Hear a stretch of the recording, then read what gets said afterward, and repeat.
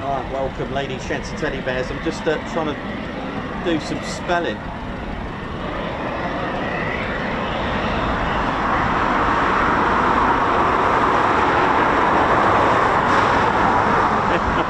I've got there in the end. There you go, my little message there to you all, which our regulars will know. Welcome to the Ted Coningsby channel. My name's Nikos, I'm your cameraman, historian and commentator. Welcome to the show, welcome to Ted's home. A little change of scene, back to Ted HQ.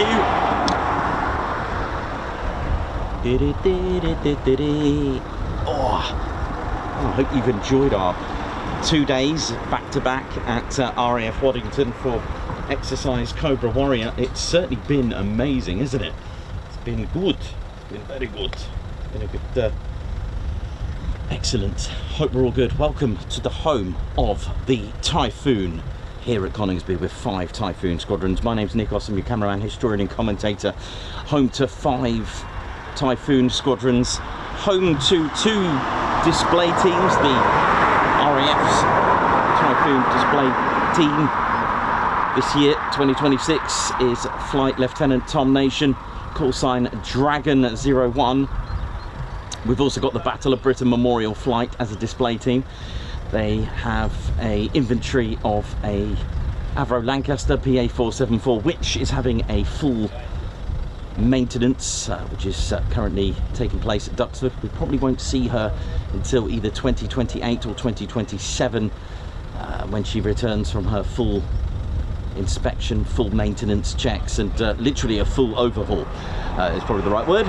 Also the Dakota C-47, 2 Hurricanes, 5 Spitfires and 2 de Havilland Chipmunks on their flight. Welcome to the show. So nice and early, nice and bright, shining bright and all that, shining bright like a salmon. That is. So of course it wouldn't be the show without our squadron leader Ted Coningsby on the controls. And here he is. Got a bit of a tour coming up, so you're going to enjoy that.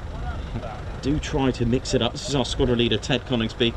Welcome to the show. Welcome to Ted's home, where Ted was named. I didn't get a chance to answer someone up. I did catch a glimpse of a question: why is Ted called Ted Coningsby? Well, he was named first of all, and this is where we did our first ever sort of military video, so to speak. So this is where Ted and the channel was born. This is it. This is the place. It happened 4 years ago, 5 years ago, in May of 2021. But the channel wasn't really in existence. It wasn't really a military channel when we started it. It was, in fact, it had a different name. It was called Waterfalls of Britain, and I made that little, you know, as the year went on. It's quite interesting. Many of you, even our hardcore fans, may not know the full details, but I'm sure 99.9% of you would know. the channel was originally called Waterfalls of Britain. That's what I was doing, and then Ted came along and we were just doing random videos of Ted's. There wasn't really a fixed genre. It wasn't until I think the end of the year when I decided to change it. I don't know whether that would have affected, I mean, this is like proper analytic geeky stuff, whether I should have done that, whether I should have started a new channel or renamed it, because of course it had a genre of waterfalls and randomness. So I don't know whether that affected it. I will never know, of course. I will never know unless I had a time machine. And also, if you want to know even more, so the channel may appear a bit older than what it was, but there was also another channel that I had called yeah, literally, I know, right, a very old YouTube channel. If you find it, let me know, but goodness me, that was hilarious. But anyway, look, the tides and fate, destiny has all changed. It's now a military aviation channel. I know a lot of you got a bit scared yesterday because I managed to classify an A380. I know. Welcome to the show, welcome to RAF Coningsby. It has a range of squadrons, but the role fundamentally here is a couple of roles here. It's literally the training, the schooling of junior Typhoon pilots that come from advanced flying training once they've passed their AFT, got their wings, come here. If they've been tuned to fly the Typhoon, of course they have never flown or been in the Typhoon, so to speak, to fly it, so they will come here. This goes with any pilot for a career in the Royal Air Force, no matter whether it's a Voyager, a P8 or a C-17, or even a Chinook. They will go to a conversion unit called an operational conversion unit. Here at Coningsby for the Typhoon, it is indeed number 29 squadron, which is the operational conversion unit. And what happens here is that they will be taught everything about the Typhoon and to fly it, making them an extremely confident and competent Typhoon pilot, ready for frontline roles. It is ultimately, that is the case, a frontline role. There are others that do become qualified flying instructors as well. There are about 10 units in total, 10 squadrons, so to speak. So we've mentioned 29. Here at Coningsby we've got 3 fighter and 11 fighter. I'll give you all their details very shortly as I flow it out there, but 3 fighter and 11 fighter, they've got a lot of history. I'll mention that in a moment, but they're the frontline combat ready squadrons. 29 we mentioned is the training, the operational conversion unit. We've also got a joint Qatari Emiri Air Force number 12 and Royal Air Force Squadron, so it's a joint squadron, number 12. They actually stood up in 2018 again and started operating here in 2020, so it's quite new. They're the new kids on the block, so to speak. And lastly, we've got 41 Squadron, the Test and Evaluation Squadron. They test the latest and greatest ordnance, software, equipment, and even put the Typhoon to the test, even taking off on a taxiway. Yes, that's right, you heard it. And they do other forms of evaluation and testing. That is pretty cool. Other squadrons, so there are another 4 squadrons. They're based at Lossiemouth. That is with number 1 fighter, number 2 AC squadron, number 6 and number 9 squadrons there. All right, there's also 1435 flight, 4 Typhoons at the Falklands, protecting and defending the airspace over there. So a nice mix, absolutely. The other role, which I didn't mention just yet, it is indeed a QRA station, a quick reaction alert station. There are 2 here in Britain, one here. This is QRA station number 2 south. This takes care of quick reaction alert, protecting UK airspace and area of interests. That sounded like a tourist attraction there, but no, just specific airspace of interest, shall we say. And also our very own British skies, along with QRA station number 1 north, which is based in Scotland at RAF Lossiemouth. So kind of like both ends of the country. Stansted is a dedicated airport for escorting rogue aircraft or hijack situations. I know it sounds a bit morbid for this time of the hour, but hey, that is what they do. They cover all angles. So You've got a whole range. So in essence, it depends where the location and the geographics is of the QRA. That's not to say if Coningsby are scrambled, Lossiemouth just they'll be on standby, and vice versa. There are plenty of aircraft ready to go and crew. So here at Coningsby, all squadrons get to take part in what's called a QRA. So they'll be on 24/7, 365 televisions. That's right, 365 days a year, 24/7, regardless of birthdays, holidays, bank holidays, anything. The ground crew as well are involved in this. We can't forget that as well. Pilots are there ready right now. So a big shout out to all those right now in the QRA role, right now, because they'll never know when that bell is going to go, and it's, yeah, scramble times 3. A bit like saying Beetlejuice 3 times, but we won't mention that. Ted's off, here it goes. So here we go, Typhoon time. Canopies up. Welcome to the show. Welcome to the... We are in, of course, like always, in the official spotters car park. You know, a nice place to view aircraft safely. Steve's burger van is here behind me, so get yourself breakfast, brunch, and lunch as well. And he's here from about 8:30-ish. Times can vary until sort of 1:30-ish. Again, ish. It's all about ish. There are bins provided, but there are no toilets, unfortunately. The nearest toilets, well, there are ones in the town. If you are in the BBMF museum, there's a coffee shop there as well. Big shout out to the Hedgehog crew, the Hedgehog tow team.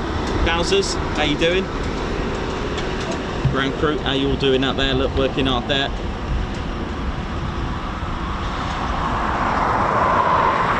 In the aircraft, nothing flies without the ground crew. I'd start a little bit early today. Welcome to the show. Keep it sweet and neat in the chats. As you can see, again, my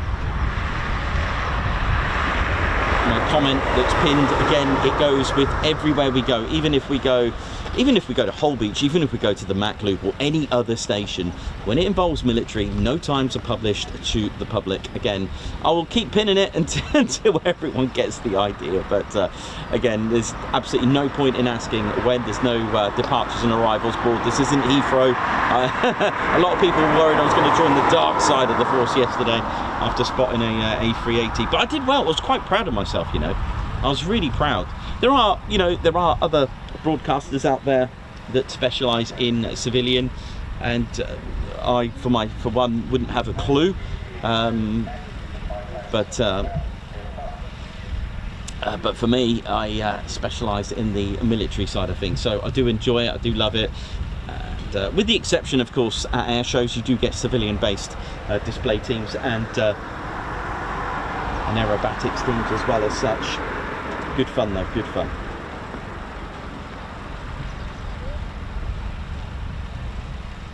Just waiting for the Typhoons to start up.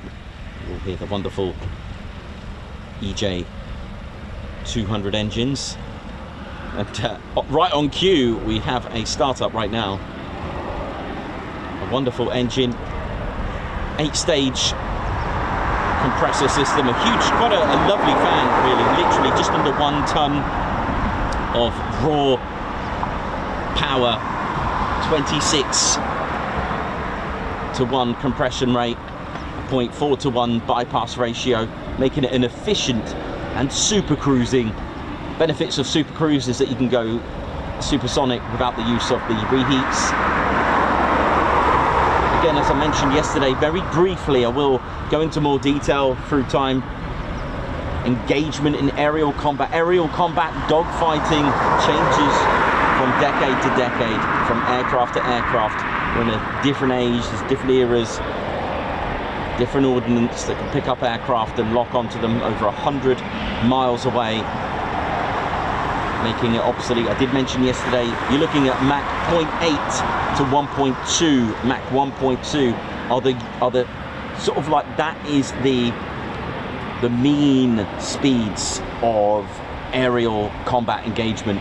It's never in like the +2, which is probably why the influence of the F-35 as well, which was designed for loiter time as well. That's the thing, people forget that. There was no need for it to go +2 Mach. No need for it. 1.6 Mach was perfect enough. Typhoon can go over Mach 2, just, I think it's like 2.23, along those lines, according to Airbus, that is.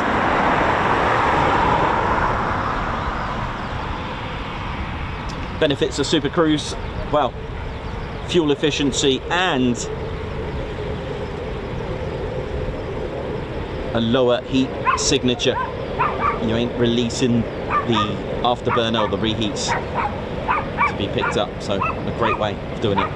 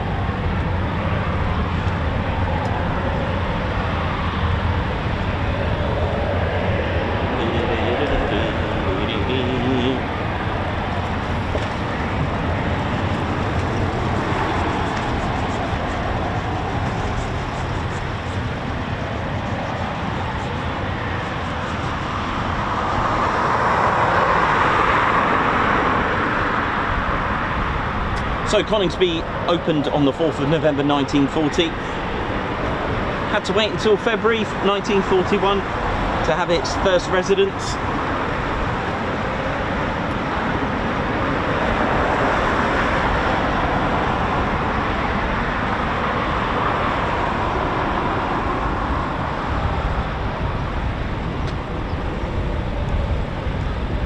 So from a natural-born multi-role fighter, can switch roles, this swing role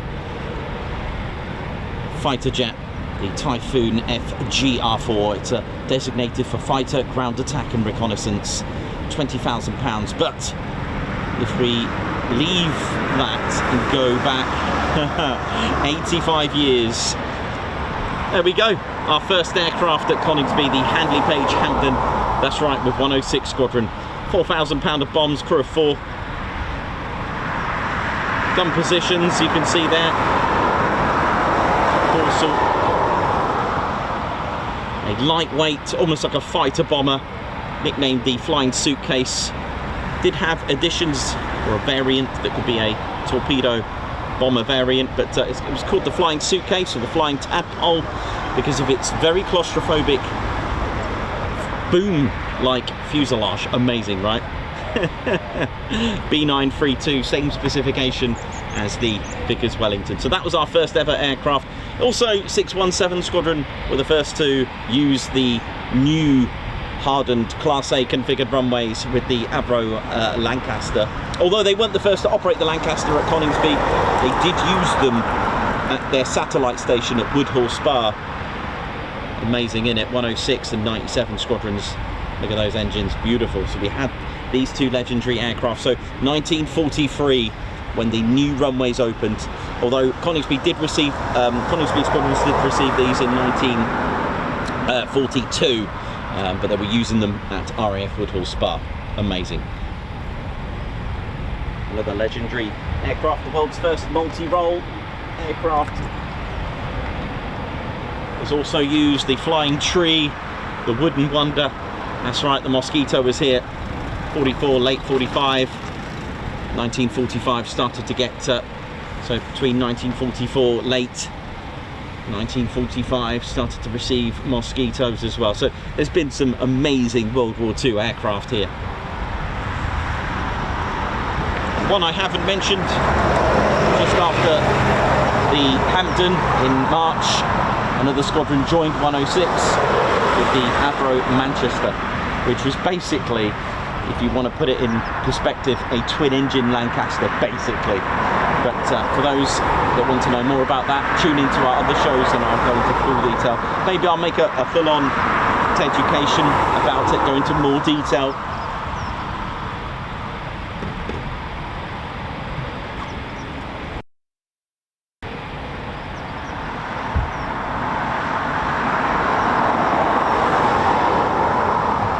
Well, my jacket is off.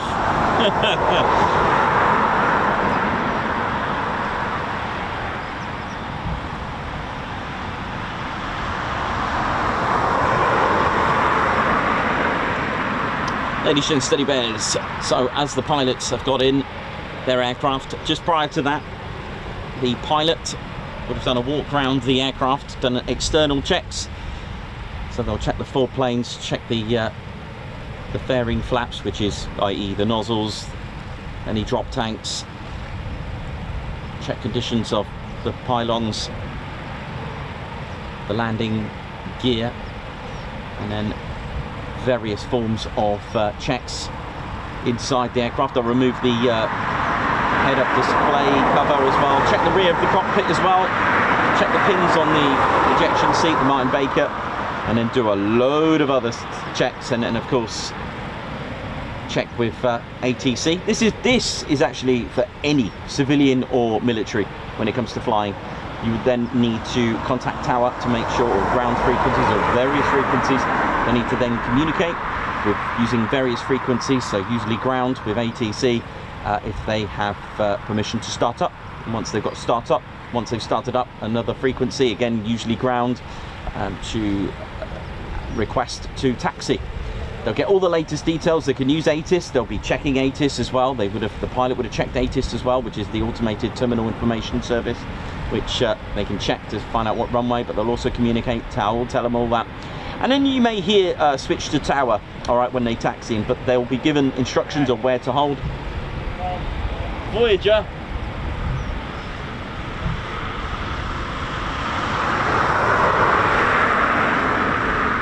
See that? The sky is so blue. Oh, is it? Oh, yeah. Yeah, I got it. Should have a look at it. Now, when it's completely blue sky with no clouds, it's really hard to try and do what I'm about to do. Okay, I did a good shot.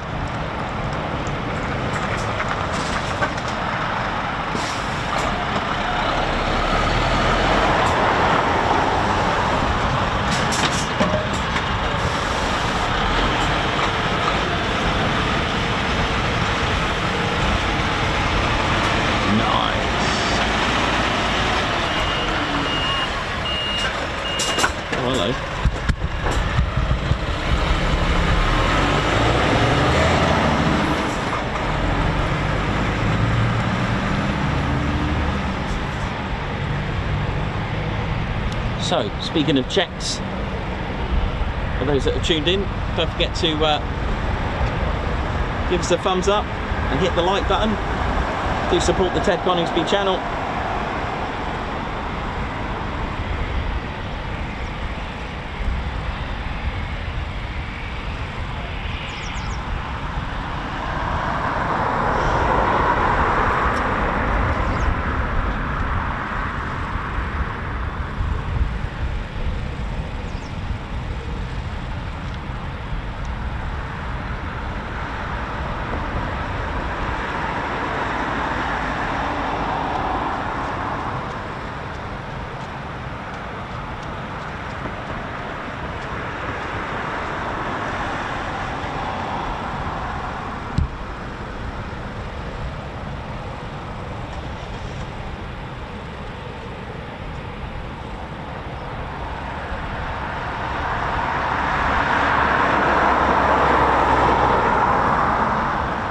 I think I wasn't meant to get that one. I think I was meant to get Tartan, wasn't I? I ended up getting...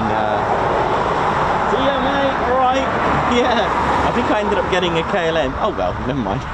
Oh, no. I'm going to the dark side, aren't I?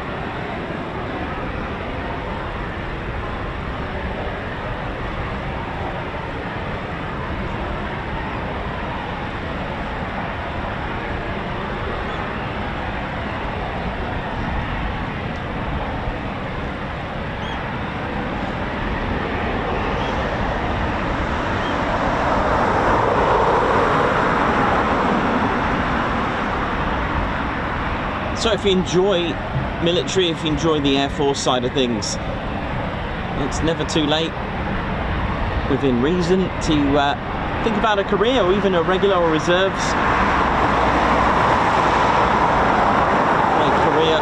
Lots of benefits as well to join our Air Force. A proud thing to do, to serve a country, to serve our Royal Air Force, that legacy, that wonderful pride.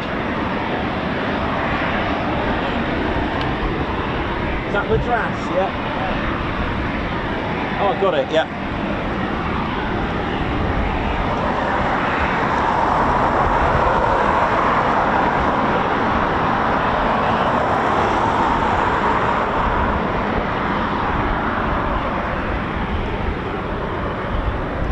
Struggling to get that one.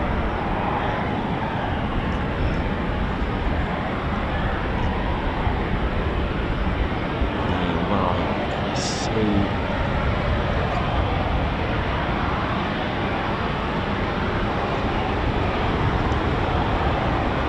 yeah, because usually if you've got clouds, you can. It's just gone in the haze. Oh well, that one we'll have to miss that one. Yeah, when you've got a clouds nearby, you can sort of use one as a bit of a reference. When it's a plain sky like that, it's a bit tricky. Oh well, KLM gets the gets in there.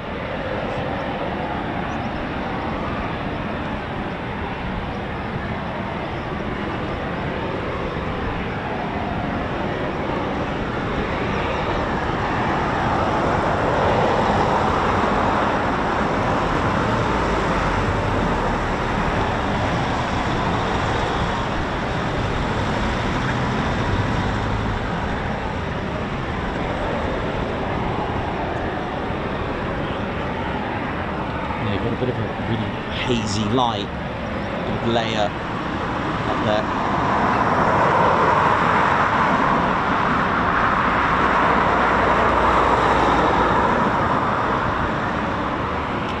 So Typhoons have started up. If you just joined us, welcome to the show.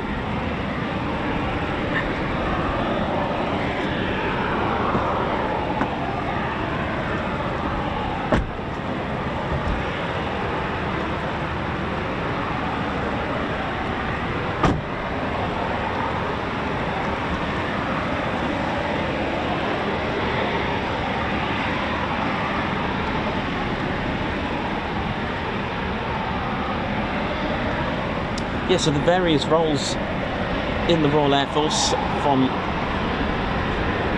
the ground, so you can be RAF Regiment, fancy air traffic control,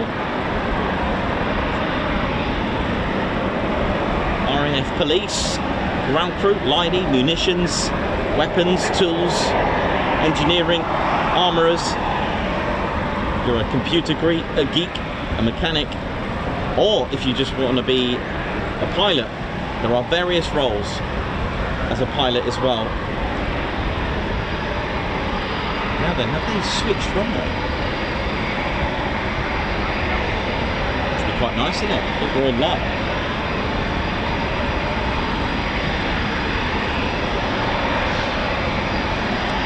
.845 ATIS on information alpha was 23, so I haven't checked Bravo, information Bravo.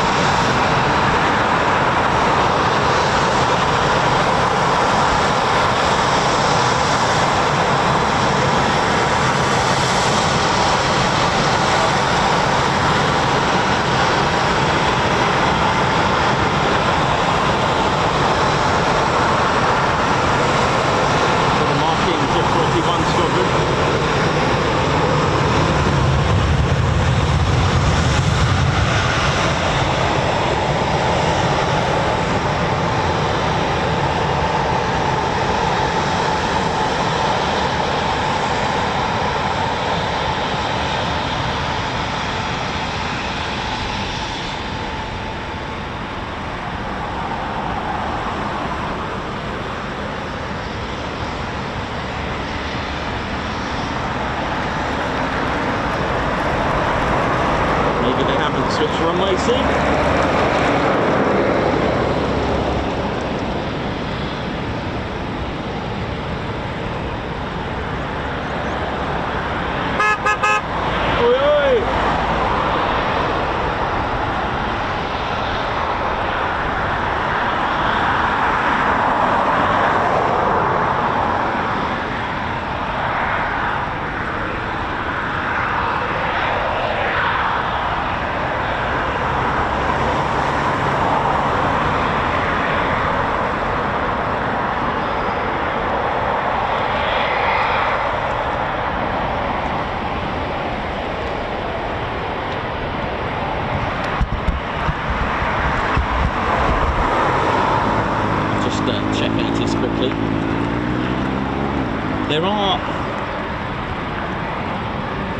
There are some works being done, so it could be a taxiway that's closed up there to Alpha, and maybe that they have to go that way, so that could be the reasons behind that.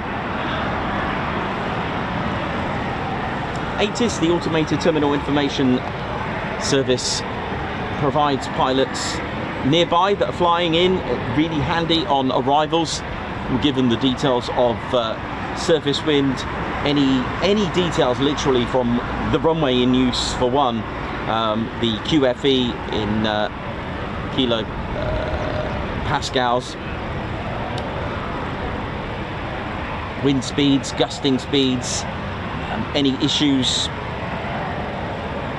diversion airfields, any armed diversion, all that kind of info, and it's updated between sort of 30 to 55 minutes, and pilots sometimes will just wait if it's been nearly an hour since the last information, which is done phonetically, so Alpha, Bravo, Charlie, etc., Golf, Foxtrot, all the way up to Zulu. Actually, do they use Zulu, information Zulu? Because of the, yeah, I would have thought so, because of the times in Zulu. Anyway, that is a good point, but I'll find out. But they, when the information is done, it is automatic, so it's a loop, it's on loop, it's consistent, and it will tell you what time it was put in, okay? So it's very useful because you may hear that at Lake and Eve anywhere, you may hear Point Charlie on information Echo, but ATC would say, no, we're on information Foxtrot now, so they need to tune in. It tells them everything they need as well, so it's really, really handy. So for me right now, if I wanted to know what runway in use anywhere in the world, any aerodrome, I'll just tune into their ATIS.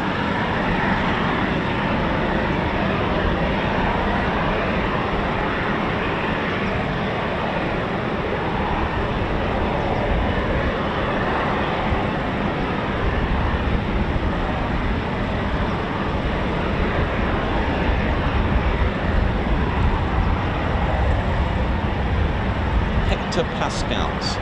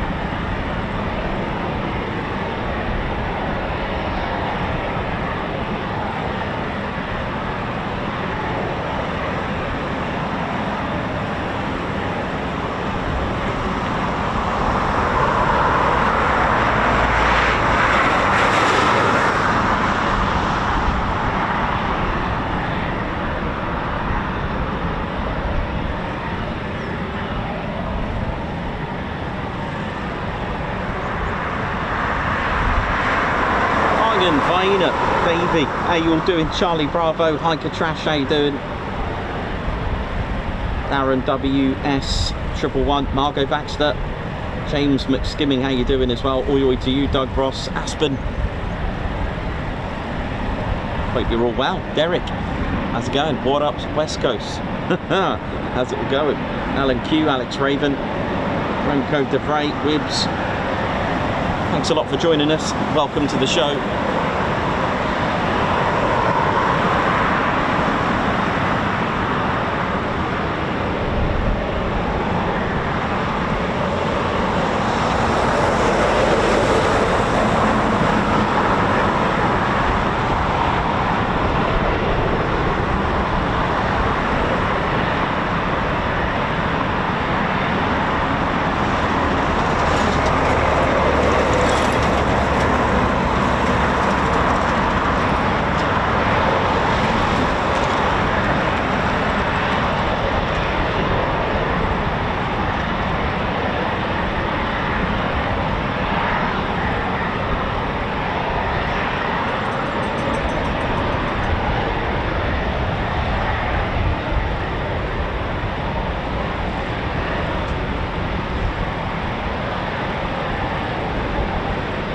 Typhoon empty weight, 24,000 pounds, with its 2 engines combined bringing 40,000 pounds of thrust. Actually, to be more accurate, it's 40,400, but call it 40,000 pounds of thrust on a lightweight airframe, having a 1.2 to 1 thrust to weight ratio, meaning that literally from brakes release, depending on the pilot, of course, can reach speeds of 185 miles per hour.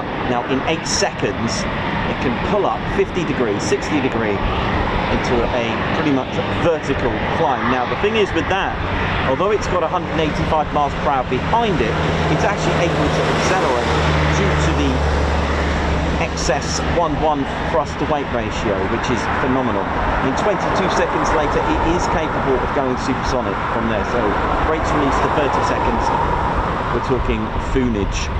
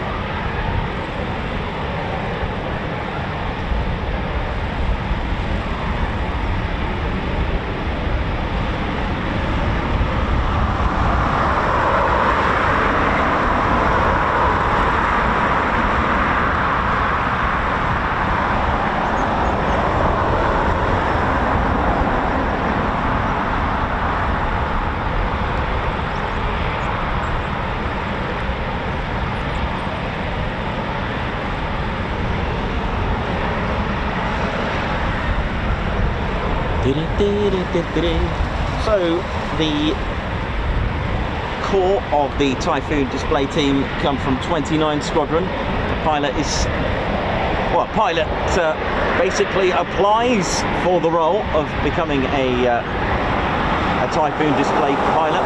Literally A4 piece of paper, and write down why you think that you would be a good Typhoon display pilot. Shortlists would include, given the night before, a display routine from previous years, and then they are to perform it in a simulator, and the most successful will be given an interview and pretty much thrown all sorts of questions of scenarios to test them to see if they are going to be suitable for the job.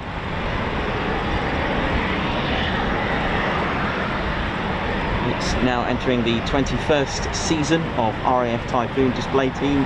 The pilot usually gets 1 year, although there have been exceptions in the past where a pilot has had 2 years.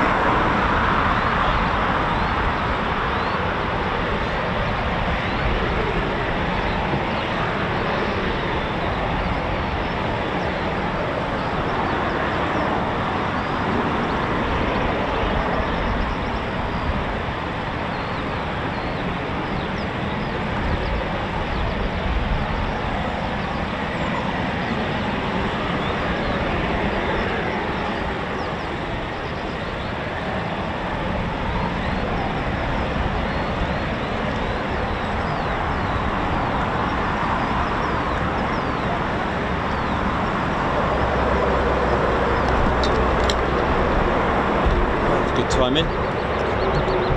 Here we go.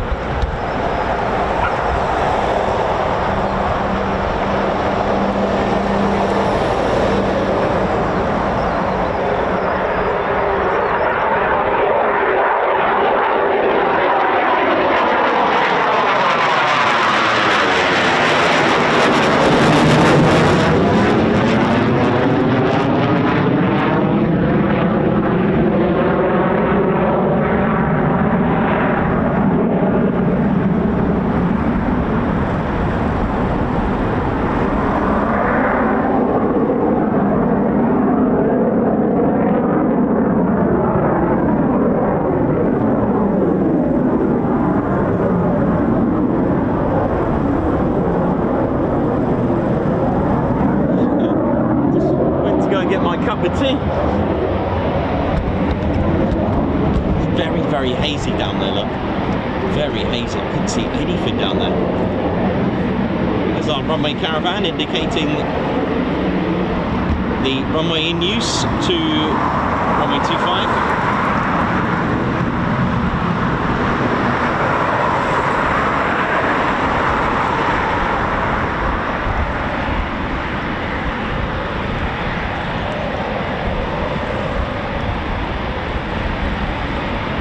Nearly missed that.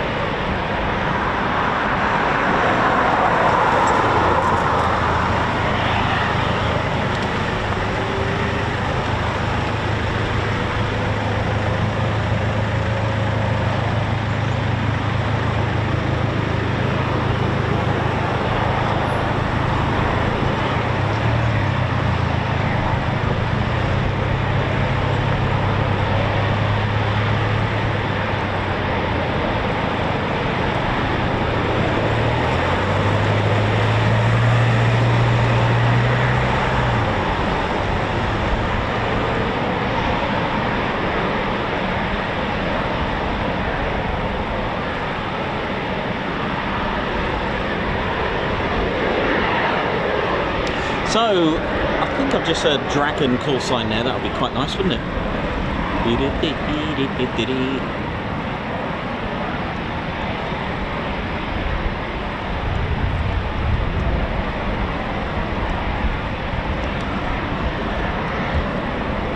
So, if we have got Dragon call sign coming up, the process is, and the idea is to work your way up or down, if you want to look at it in that way, to display height. Now the way that would work is that Tom needs to do 10 practice displays at 1500 feet. That's the hard deck, 1500 feet for his first 10. Okay, I believe he's still got a few more to do yet, a couple more maybe. And then after that, it'll be a couple at 500 feet. Now that is a huge difference. The ground is 1,000 foot closer now from doing displays. Don't forget, these maneuvers are usually done way up in the high and sky dry. I've said that really wrong, but never mind. Way up in the sky, dry and high. So when it comes to a few displays at 500 feet, there's still one more thing to do. After that, it's display height. Now, the display hard deck, it's still 500 feet for the actual display sequences, with the exception, now they call this minimums. What this means is that the display pilot can do a flat high-speed pass at 100 feet. Not the display, the high-speed pass at 100 feet. And also a steep turn hard deck is given at 300 feet. So those are the exceptions. Hope that makes sense.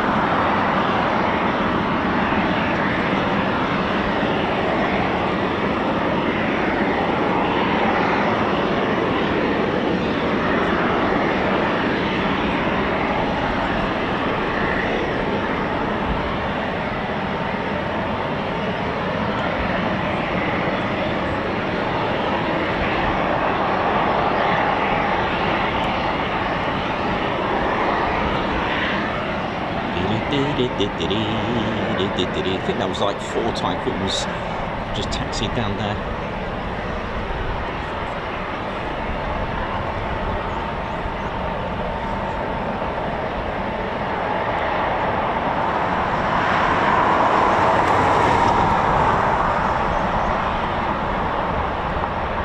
Welcome, Matt Foster. Yes, he's still at 1,500 feet. I believe there's just a couple more to go yet.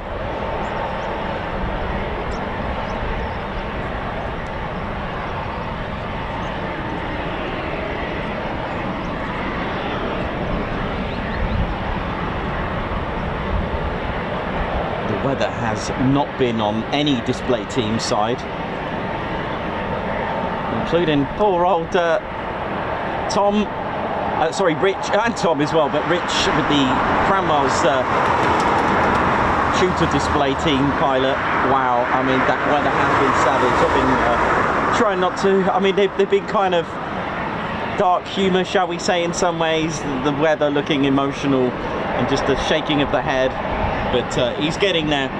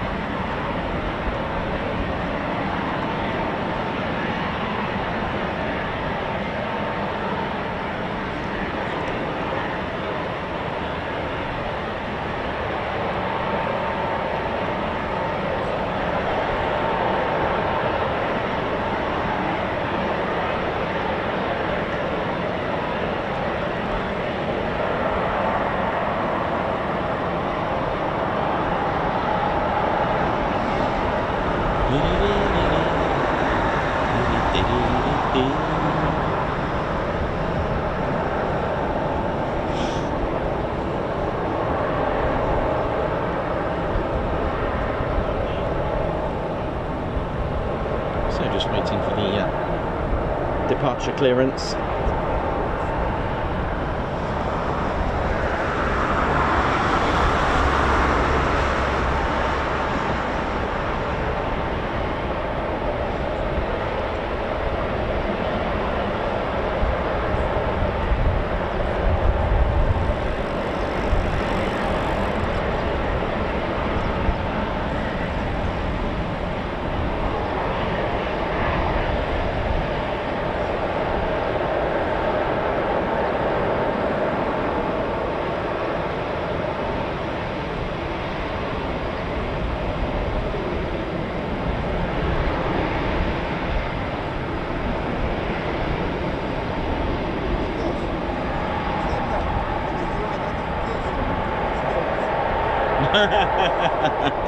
Yeah, I know.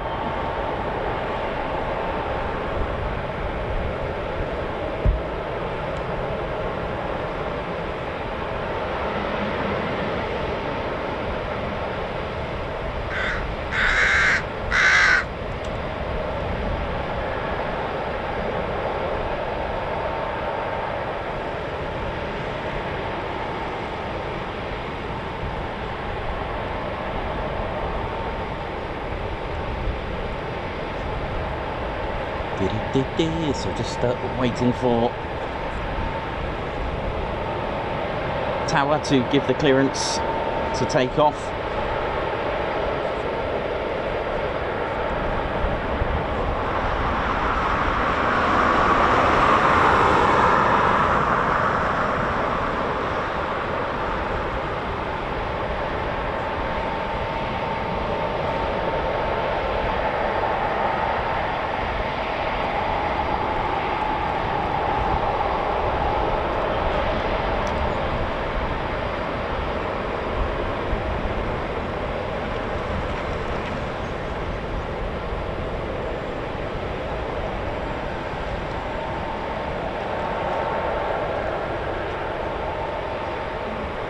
So there is technically a third QRA station that's all the way out in the Falkland Islands, the British islands of the Falkland Islands, with RAF Mount Pleasant, having their 4 Guardians named Faith, Hope, Charity, Desperation.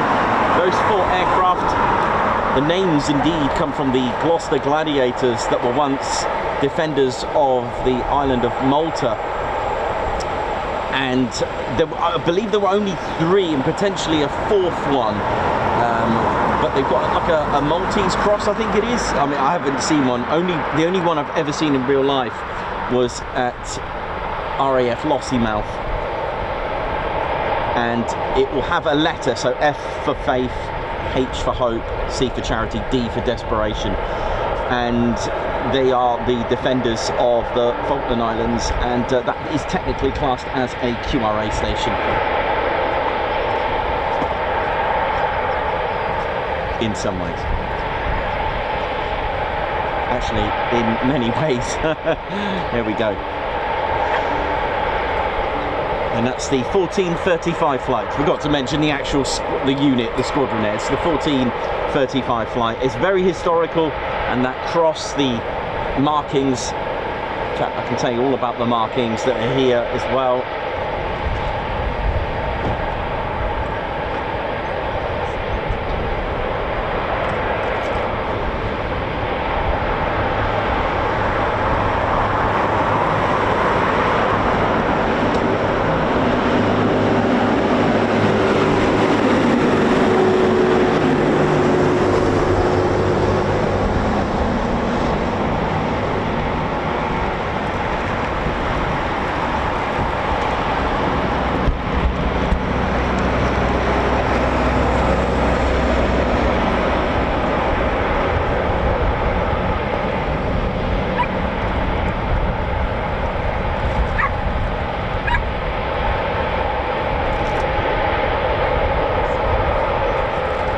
Here we go, lights on.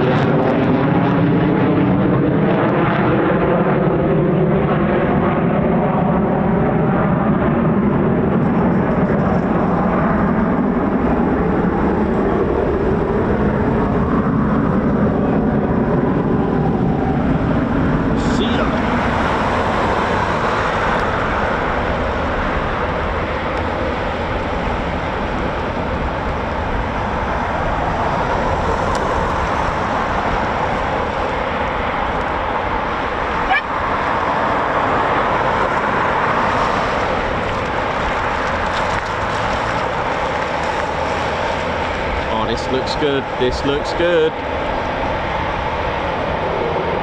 Send it.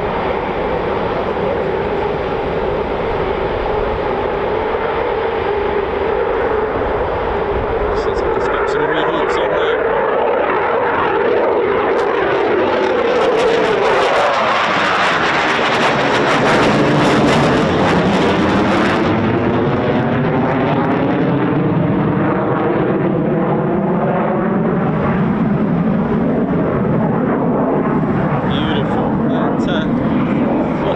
Reheats on there, you could certainly hear and feel the difference there. Beautiful.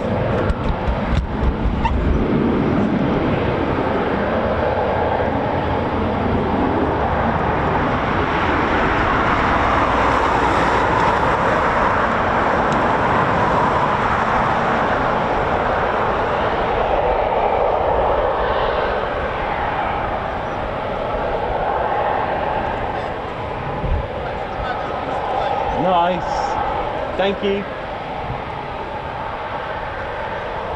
And that was indeed Dragon.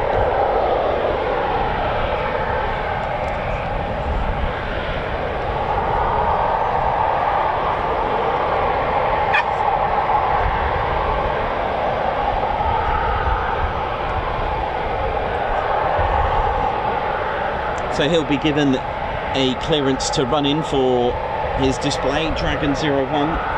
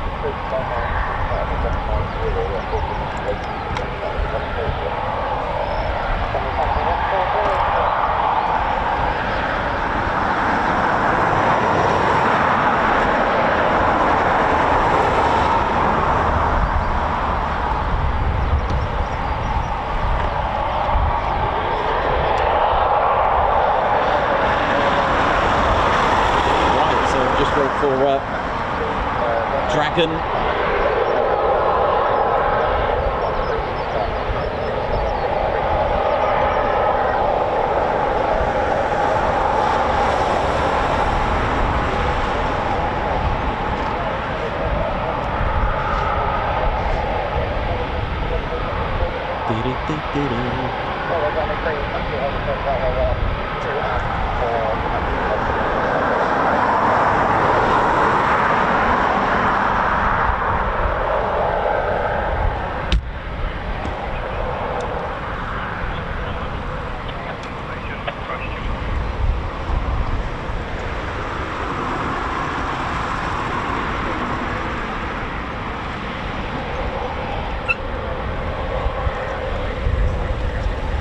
So we've got our Typhoon display pilot, Dragon 1 up.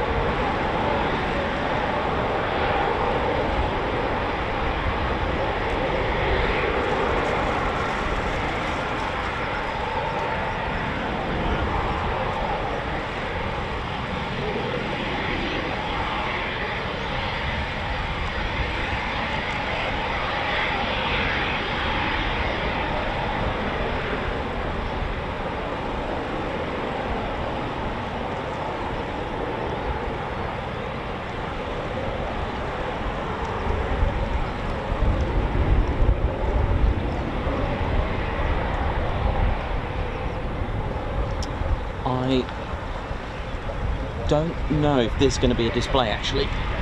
If we get it, we get it. But with these taxiing now, I don't think it's looking good.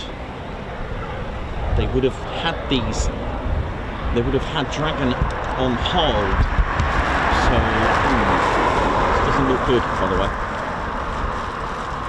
I mean, I wasn't expecting anything today anyway, just as in like we normally do, but I was just expecting a regular day, so this was a bonus. It'll all make sense later. Yeah, let's have a look. Oh, here we go. No, it is a display. Here we go. That's all right. It's all right. Don't need to worry, everyone. Just forgot our high 15.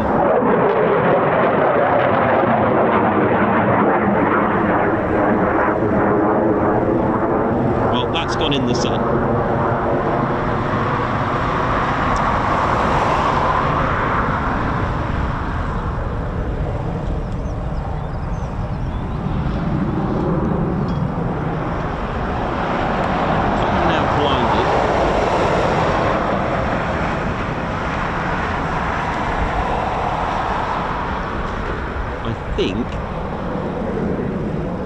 may have been right.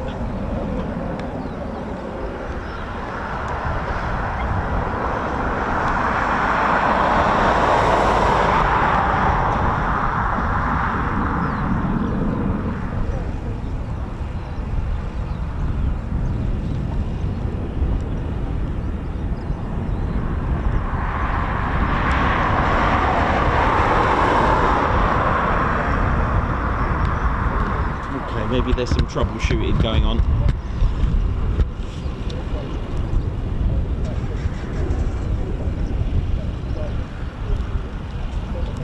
Yeah, I can see there's trouble in there.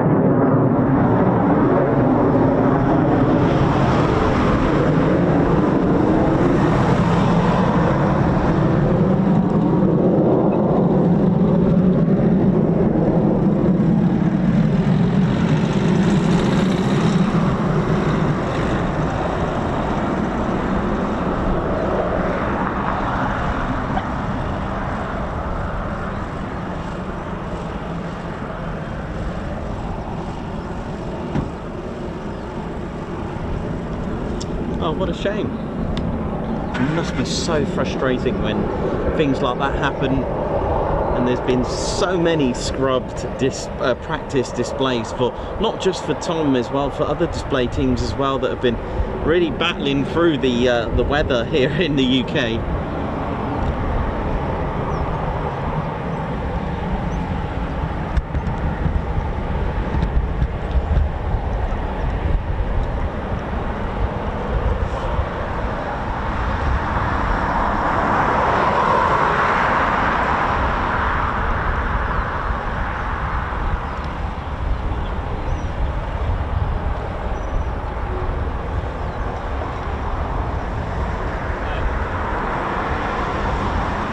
Yeah, I thought I heard it, yeah. Oh dear, yeah. I thought I heard scrubbed. That's a shame.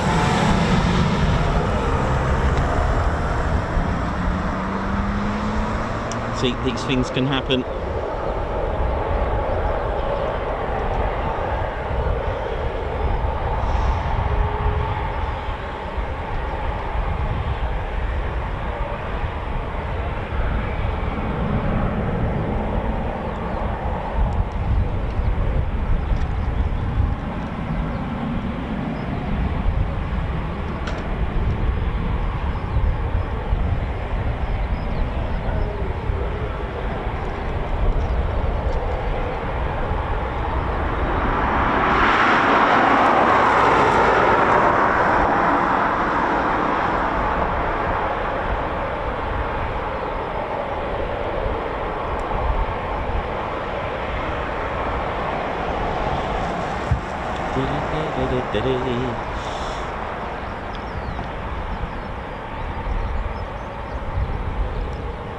Well, I'll just have a bit more of my tea.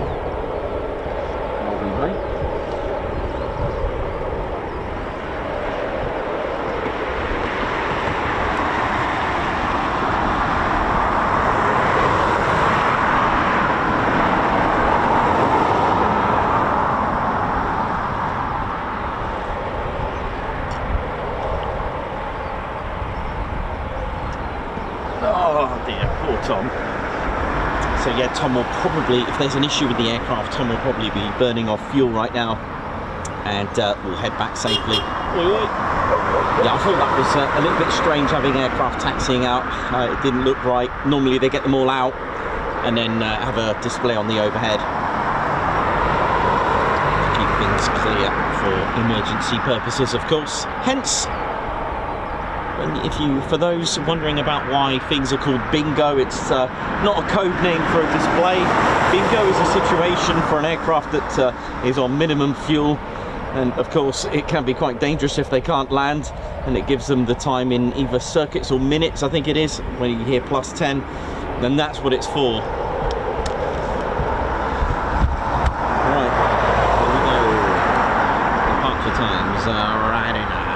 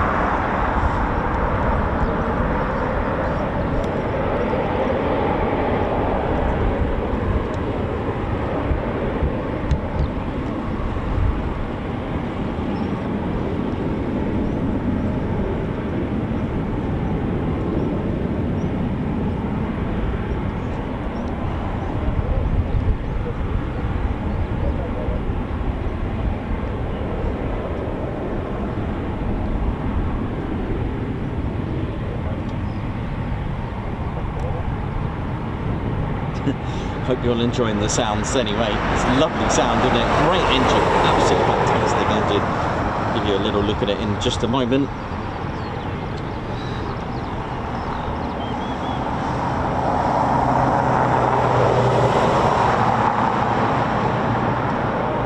So, Tom's just been burning fuel. There can't be a lot of fuel in that, burning it off for a display. There's never any fuel in the centre drop tank, by the way, for your info. Only on transit purposes, so they'll put enough fuel for transiting purposes.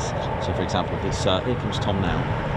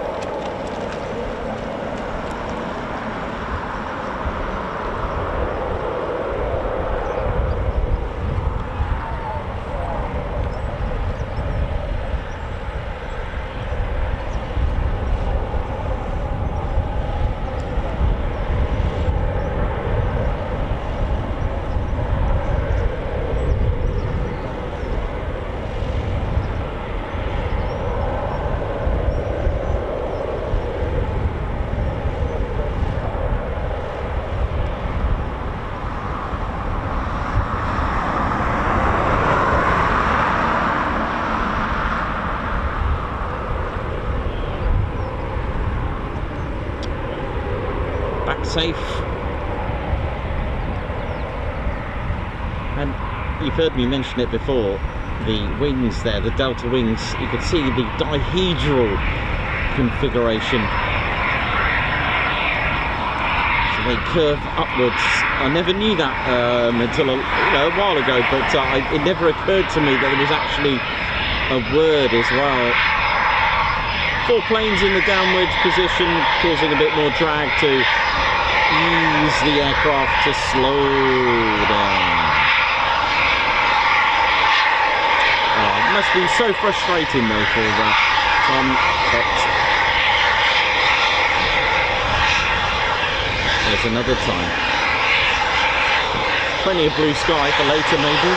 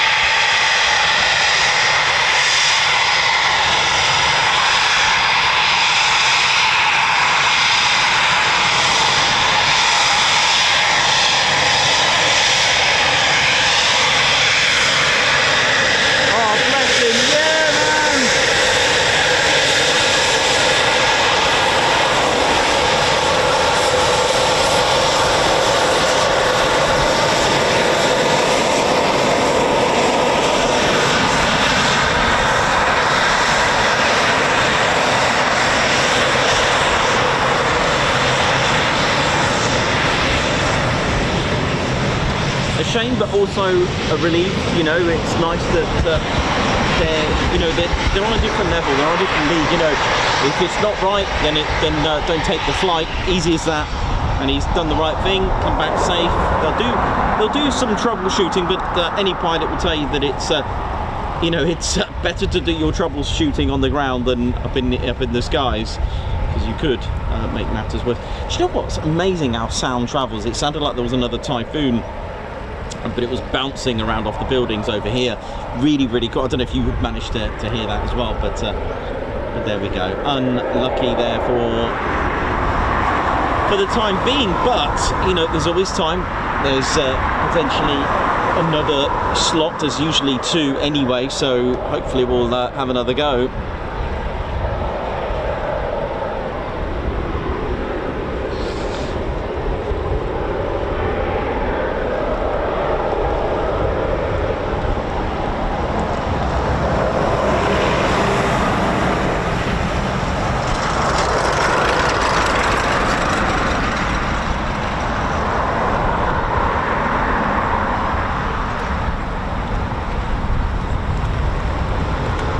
Exactly, well said, Silver Trig. He's back safely, that's all we want, done.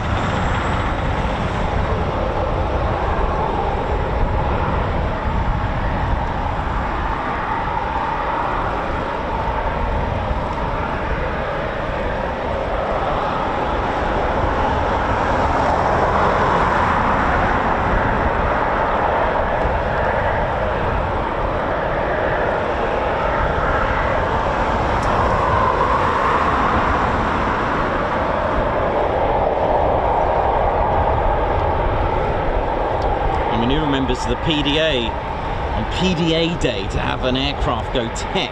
Can you believe that? Who remembers that one? I mean, that must have been so frustrating at the best of times. Goodness me. But we saw them get a spare ready. They had to get a NOTAM issued, and they managed to get one. And of course, Nathan Scheuer, callsign Reheat 1, managed to do his PDA successfully. That must have looked really good as well. I don't know how it all works with the PDA teams, like the auditors and the examiners, but that must have looked pretty damn professional.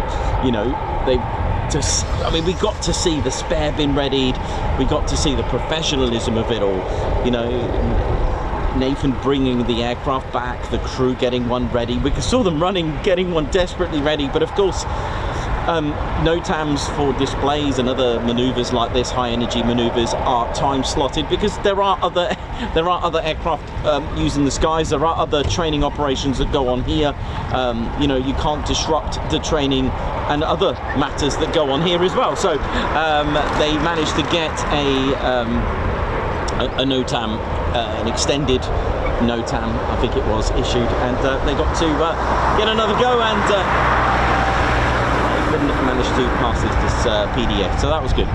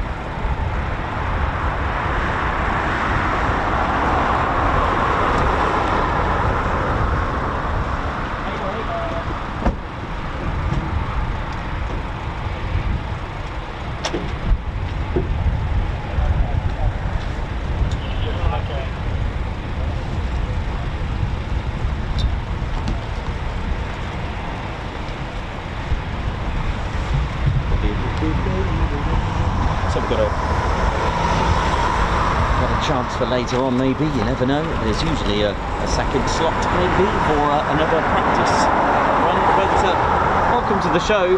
My name's Nikos, I'm your cameraman, historian and commentator of the Ted Coningsby channel. Welcome to the show. Hope you're all good and well. And I think we've got some Typhoons down near the road. Let's have a look here. No, I thought I'd seen something. It's the AWCU.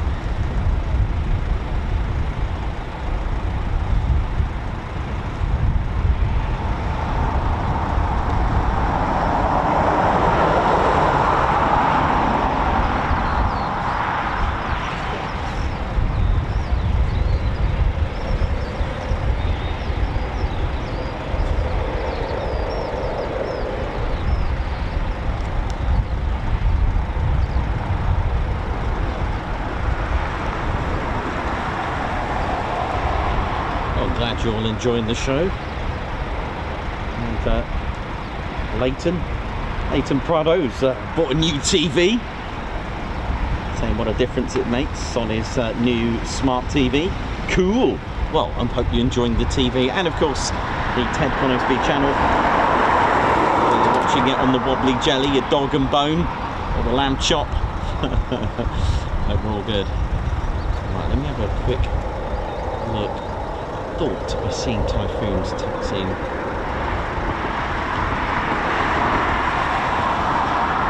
Okay, maybe in a minute.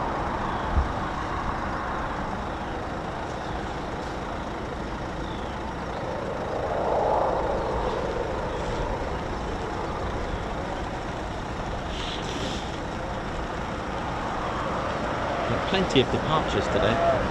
Hey!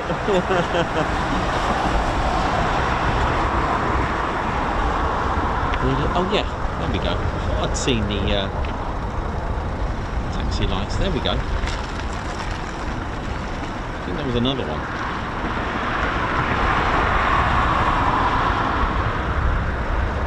It is a pretty mega, magnificent machine. The Eurofighter, the DA-1, first flight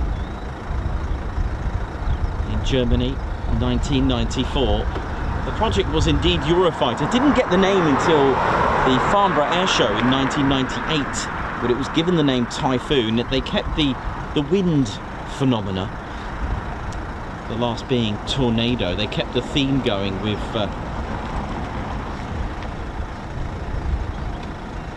wind. And in the past we've had what, tempest, hurricane, and there have been tornadoes in the past in the back end of World War II. Tempest, which its designation for a future project. We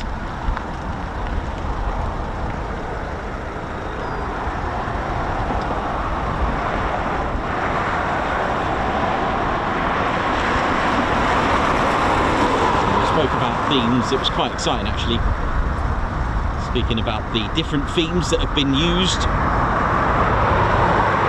Mythological characters, Atlas, Hercules. Birds, of course, are up there with the most popular. Eagle, falcon, kestrel.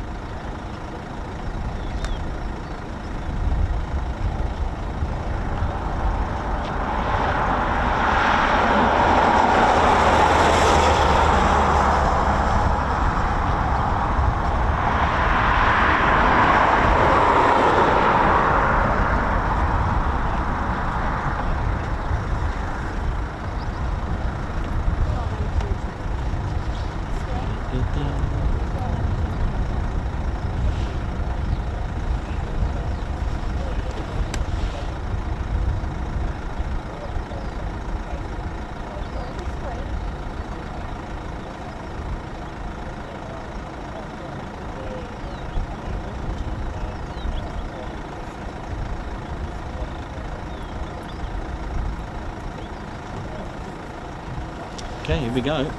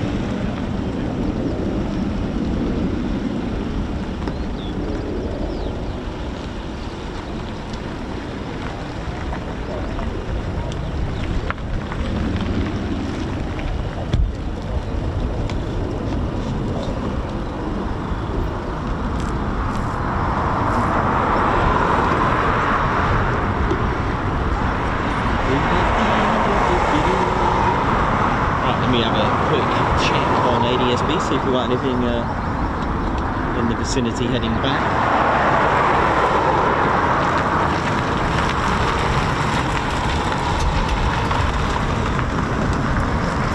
Neil from NG Auto Art, how you doing? Hope you're good. Davey, Whitey, Peters, Aviation, Margot, Silver Trig.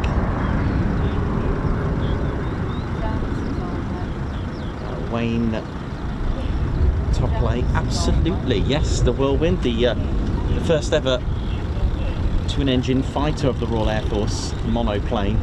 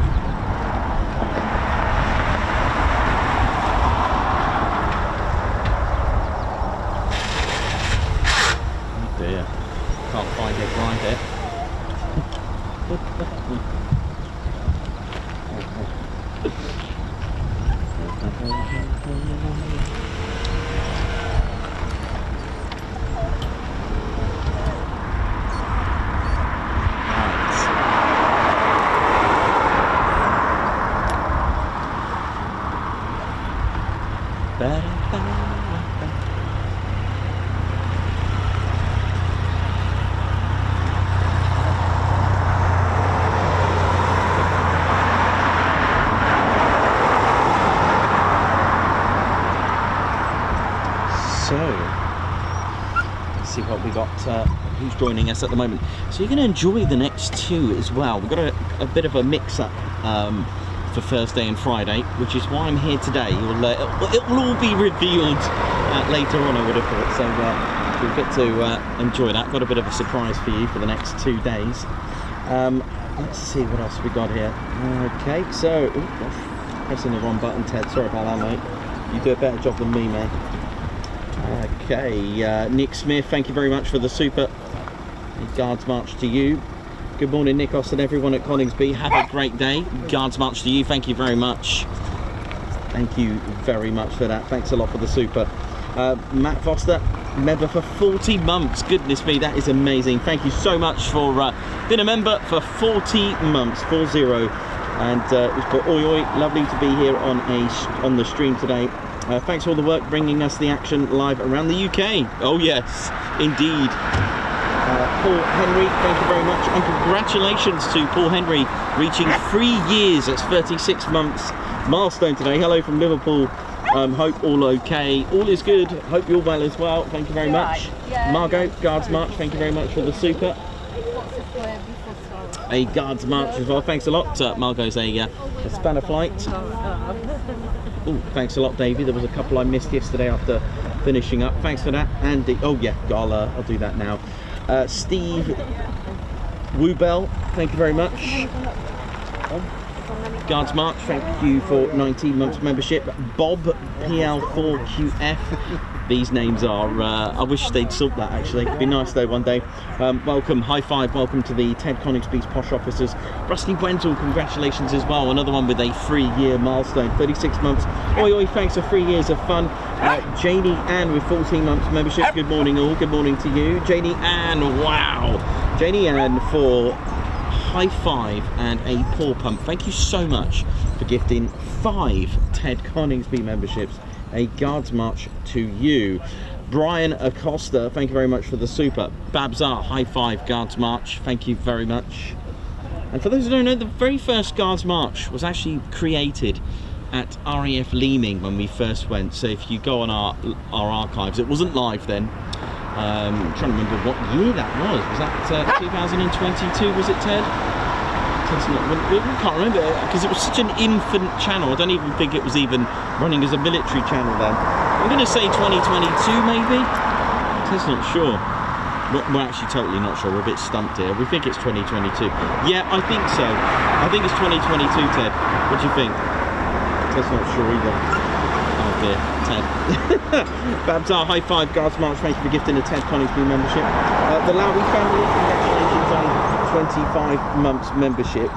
And there was, thanks a lot, Davey, for that from yesterday. Yeah, there was Gary, high five, Paul Pump, Guards March. Thank you for gifting yesterday 5 Ted Coningsby memberships, and also from yesterday, Andy Lawrence, high five to you. Thank you for joining the Ted Coningsby squadron.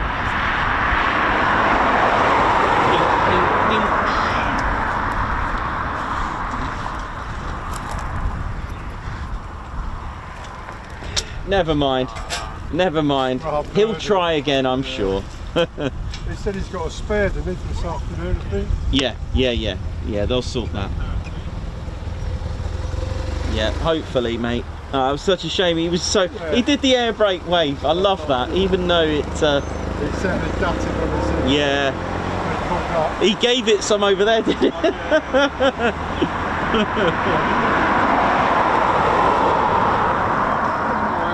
Never mind. He got back safely, that's the main thing, innit?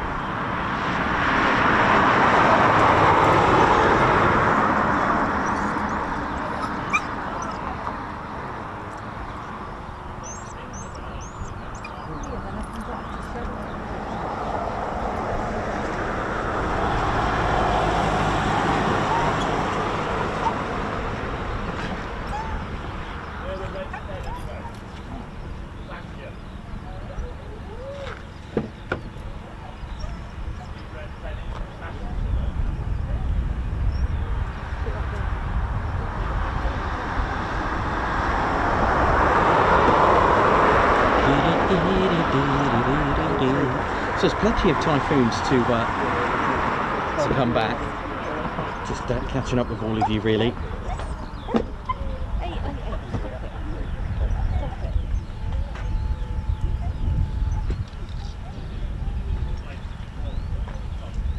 Nikos. Oh, I'd love one, man. Tea. NATO style, yeah? Yeah. That's what someone from the British Army told me. He said, yeah, that's NATO. Milk and toast. Yeah, apparently. That's how NATO have it. I can't remember what milk and one is, though. There is actually a term for it. I'll find out. For those that know, for those that are on the channel and have been and have served, if you can confirm that, NATO, a cup of tea NATO style is milk and two. If you've ever heard of that, I've been told that a couple of times actually by ex-serving. So there is actually, I think, one for milk and zero. Oh, hello. What we got here? Here we go. The chipmunk is out. I did say, I don't know if I said it on the stream, but I did say it was that time to start seeing, you know, Spitfires and Hurricanes. This is part of the BBMF inventory. There are 2 of these used for training and also used for recce purposes. If the BBMF are going to be going to a new venue, they can use this to have a little scout, have a little observation, and also, if it can fit, they can use this to bring spare parts and tools and things. Like, pretty cool, isn't it? With the Havilland Chipmunk. There we go. There, like I said, they got 2 in the inventory. They will come from a Typhoon background or fighter jet background, which the pilot will then go on to the Hurricane. But prior to that conversion, they will bring, you'll see this at some point, just before PDA Day, a yellow T6 Harvard, which, although it's not part of the BBMF inventory, it's they do have it lent out from the Rolls-Royce Heritage flight. I believe that's where it's from.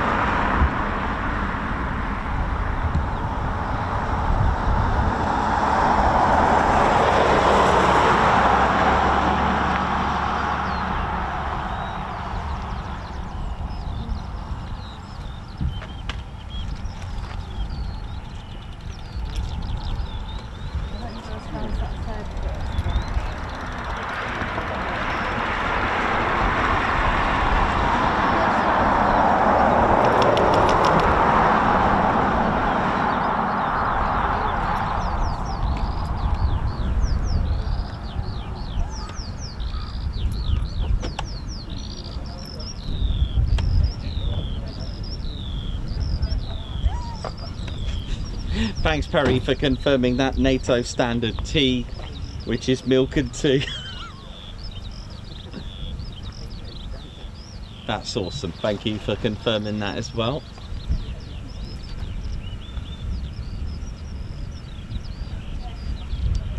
Big shout out to all our veterans out there and ex-serving personnel. Hope you're all good and well. Thank you for serving.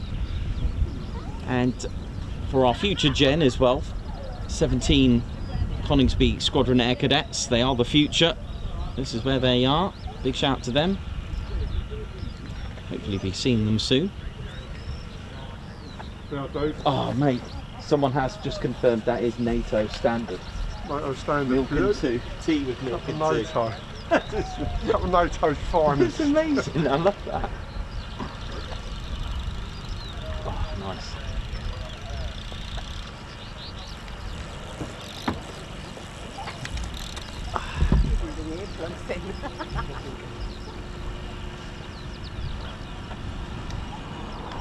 Got the chipmunk down there now.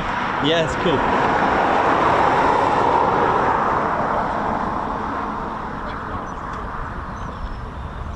Now I know from previous shows that many of you do get a bit nostalgic with the chipmunk. Many of you have had plenty of flights in one of these.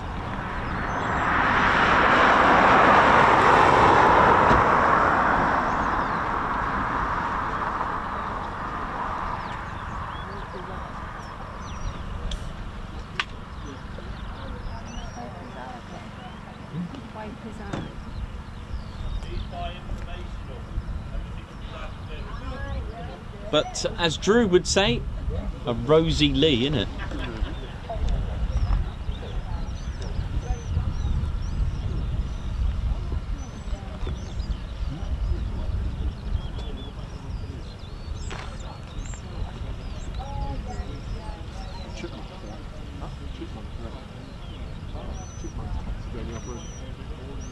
I do love the colour scheme on this. If it comes in banks, it's probably some great shots. It normally does.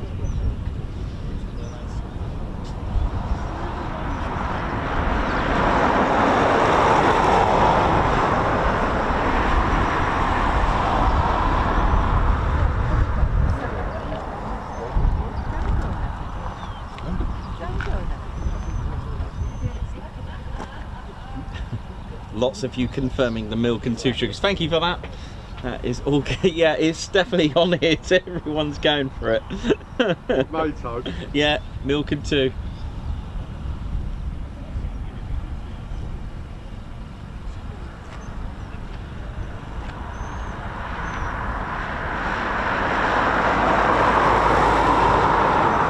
Davey, oh yeah, Davey, man, that flight you sent me, the videos, man, that was brilliant. Davey's actually had an opportunity to fly, and he sent me some footage of his flight in a de Havilland Chipmunk near where he is, and it's absolutely brilliant. That was a great flight, man. Thanks for filming it as well. I believe Davey did a couple of rolls as well, so awesome stuff.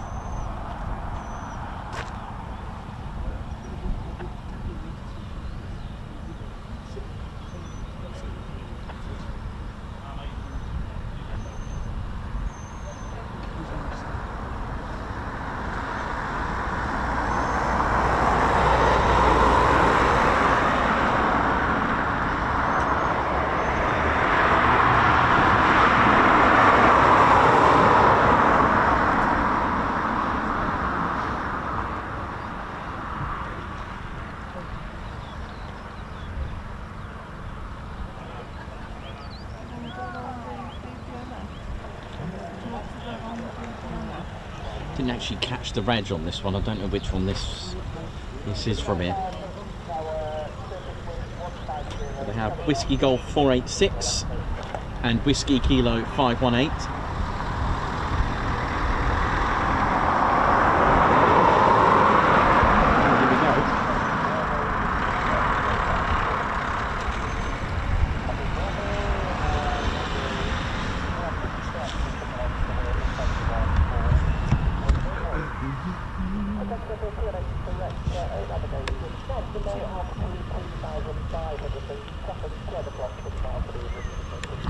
Here we go. Tell you what, against the blue skies, that yellow, sorry, that orange plays a major part. Also, there is a grass runway here at Coningsby. You can see those day glow rectangles there. That forms the start and the end, and the de Havilland chipmunk is authorised to use that, but it does need care and the regular care and checks. Don't want a molehill on that, do you? Hello.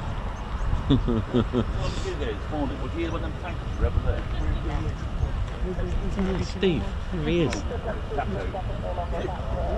Over there? Oh, I know, yeah. Have you got like big stuff?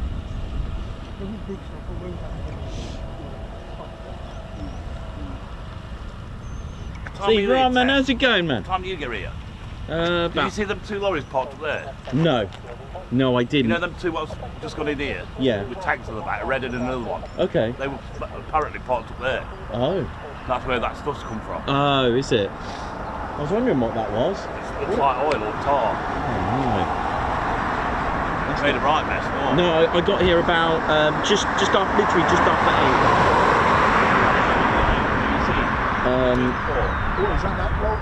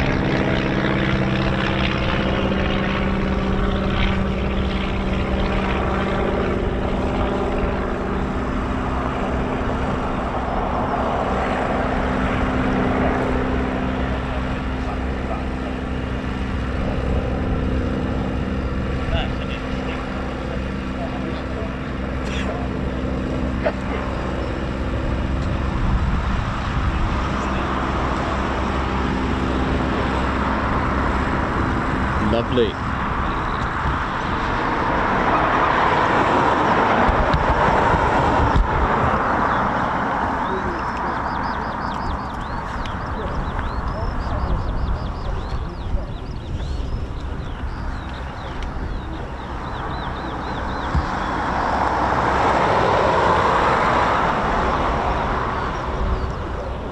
Oh gosh, it's incoming as well. Look at that.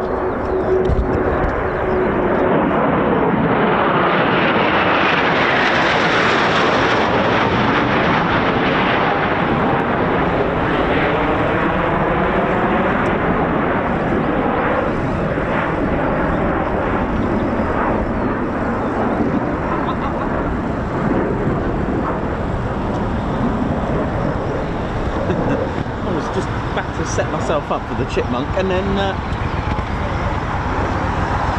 foons came in.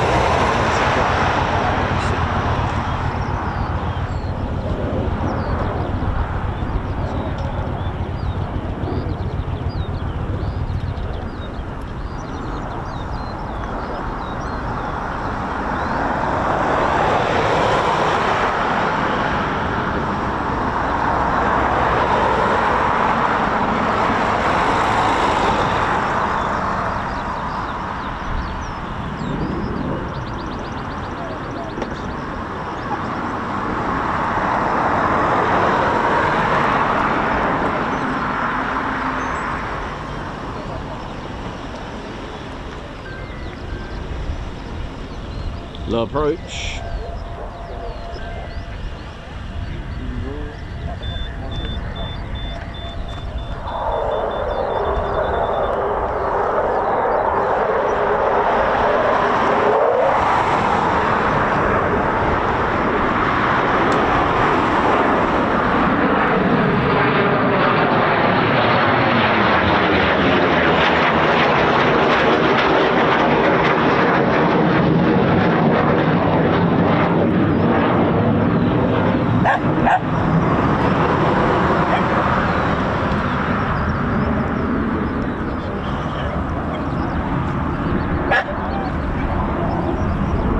the low approach, lovely.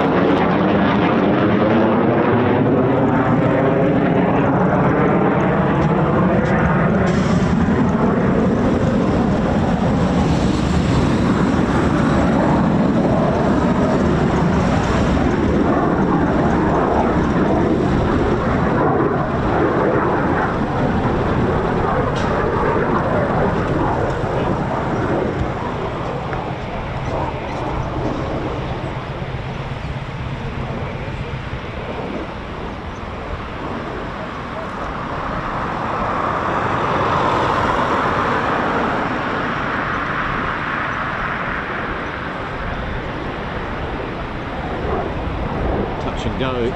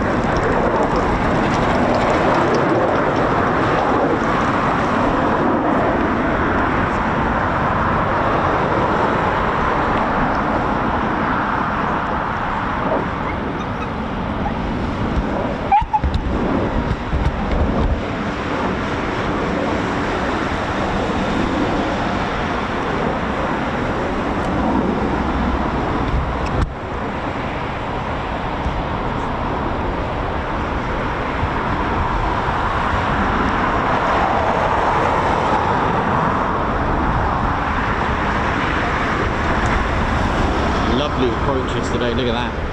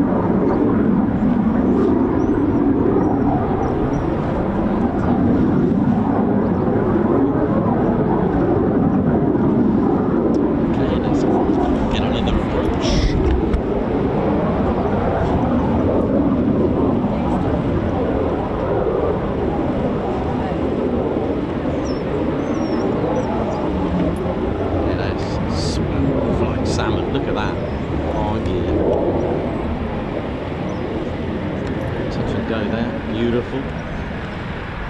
Great way for pilots to not only get lots of takeoff and landing in their sortie, but also in case of emergency.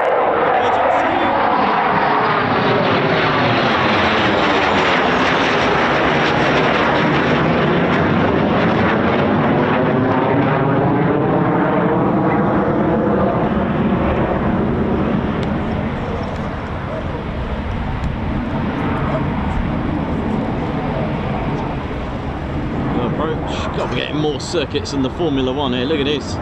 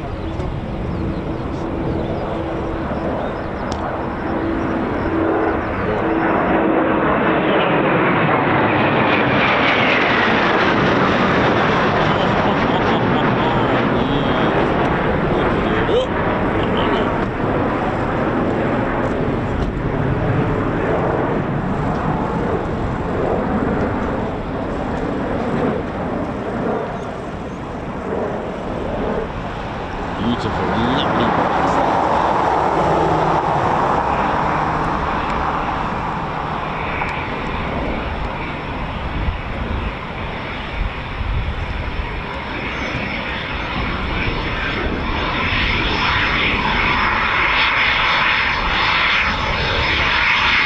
Nice elbow braking there.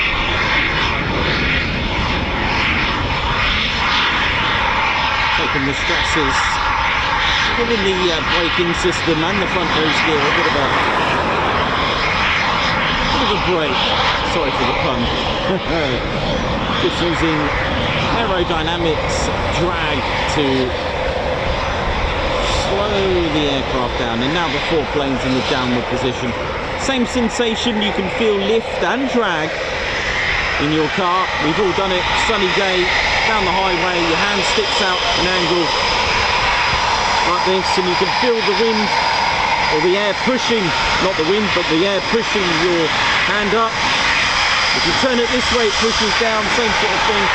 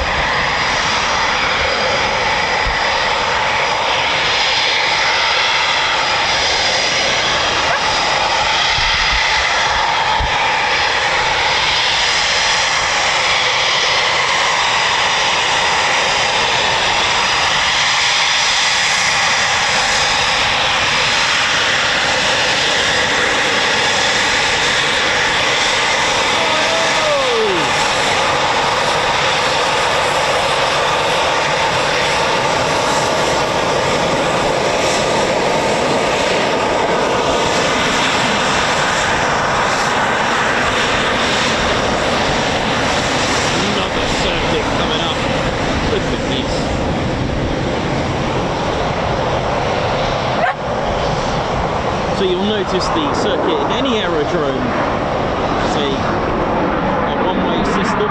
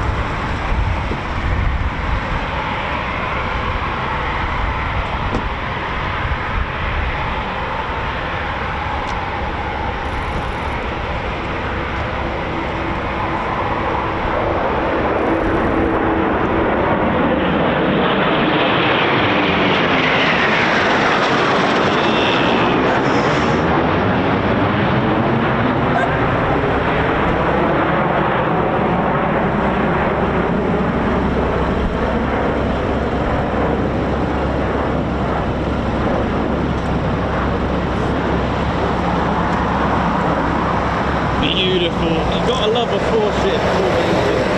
Beautiful. You've got to love that. There's something about 4-ship, isn't it?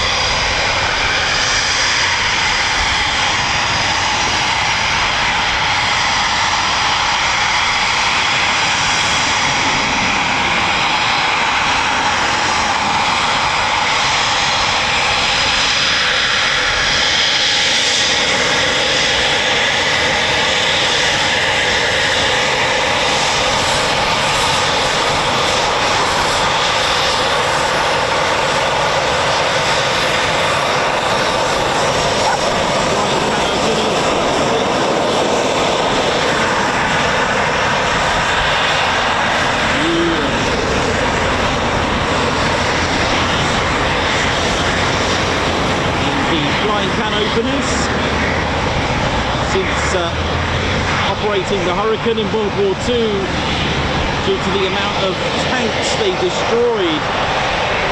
So the nickname was the Flying Can Openers, and they're stationed at RAF Lossiemouth in Scotland. So welcome.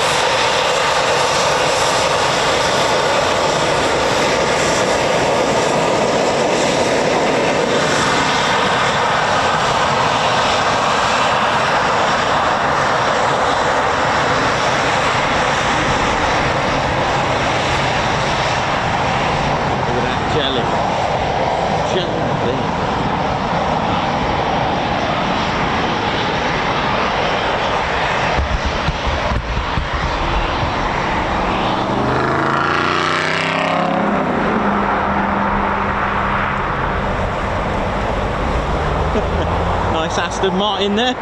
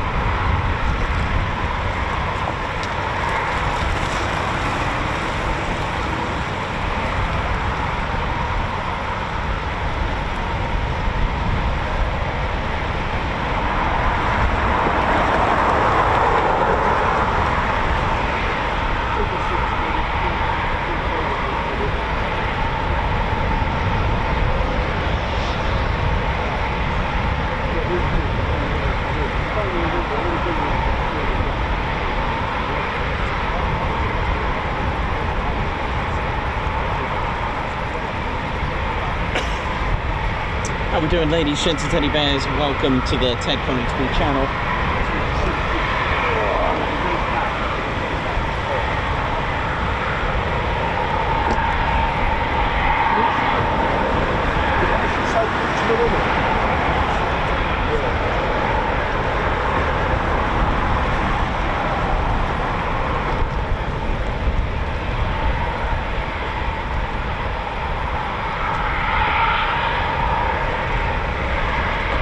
So I'm just gonna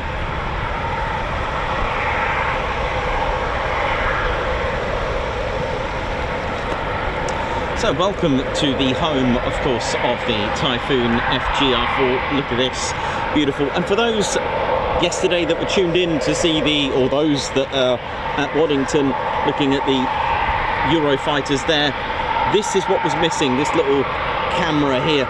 It's not quite a FLIR, an FLIR, forward-looking infrared. It's what's known, although it does that role, it's also, in its correct term, it's an IRST, pirate, which stands for infrared search and track, and that's really one of the main differences, is the fact that it will search and continuously track targets as well. You can actually use it for landing, but predominantly what this ultimately is, whether it is FLIR or IRST, it is an infrared in ultra high definition to scope and look in infrared high definition. So you can use that for targeting, destroying targets. You would have seen, you know, when you many of us have seen Crime Watch in Peterborough, helicopter going in black and white, you know, detecting, because it's got thermal detection as well in ultra HD, so something lighting up quite bright, that would be potentially a human being, moving targets as well, trucks, vehicles, anything like that. It's an excellent targeting and tracking system. But for those who don't know, the Typhoon, made in 4 different countries: left wing Italy, right wing Spain, this centre part of the fuselage made in Germany, the front cockpit, this whole section at the front, including the titanium foreplanes, made in Britain. At the back, the tail and components at the back is a mixture of Britain and Italy as well. Now you'll notice, whether it's a beautifully decorated Typhoon with lots of livery or a plain one, that here, and the tip of here, they're slightly different grey. They can't paint it because this is where your the defence aids subsystem is basically your antenna, your AESA. You can't mess with that. And we'll talk a little bit about the Typhoon. What I'll do, I'll show you some diagrams of the Typhoon for those that are quite new, so you can have a look of what it's made of as well. It's got some fancy bits of kit, and yes, it actually has a very low, for a non-stealth, low radar cross-section, around half a metre squared, which is absolutely amazing considering the size of the aircraft and the fact that it's not actually a stealth, but it's not a 4th, it's not a 5th, it sits in the middle, being a 4.5 generation, because it does have some stealth attributes. It's got a brake locking, lock braking systems, you know, early warning, missile approach warning. It's got basically a defense aid suite for survivability for the aircraft, and of course its pilot as well. It is a fantastic natural born fighter, but it's also a swing roll. It can super cruise, and which means basically it can go supersonic without the aid and assistance of having reheats or afterburner. The good point of that is, 1, you are then, you know, great fuel efficiency, and 2, you're not showing off the radar to radars all that heat coming from the reheats. It's quite a fantastic aircraft. Let me just show you a little bit of a diagram to break up the design for you.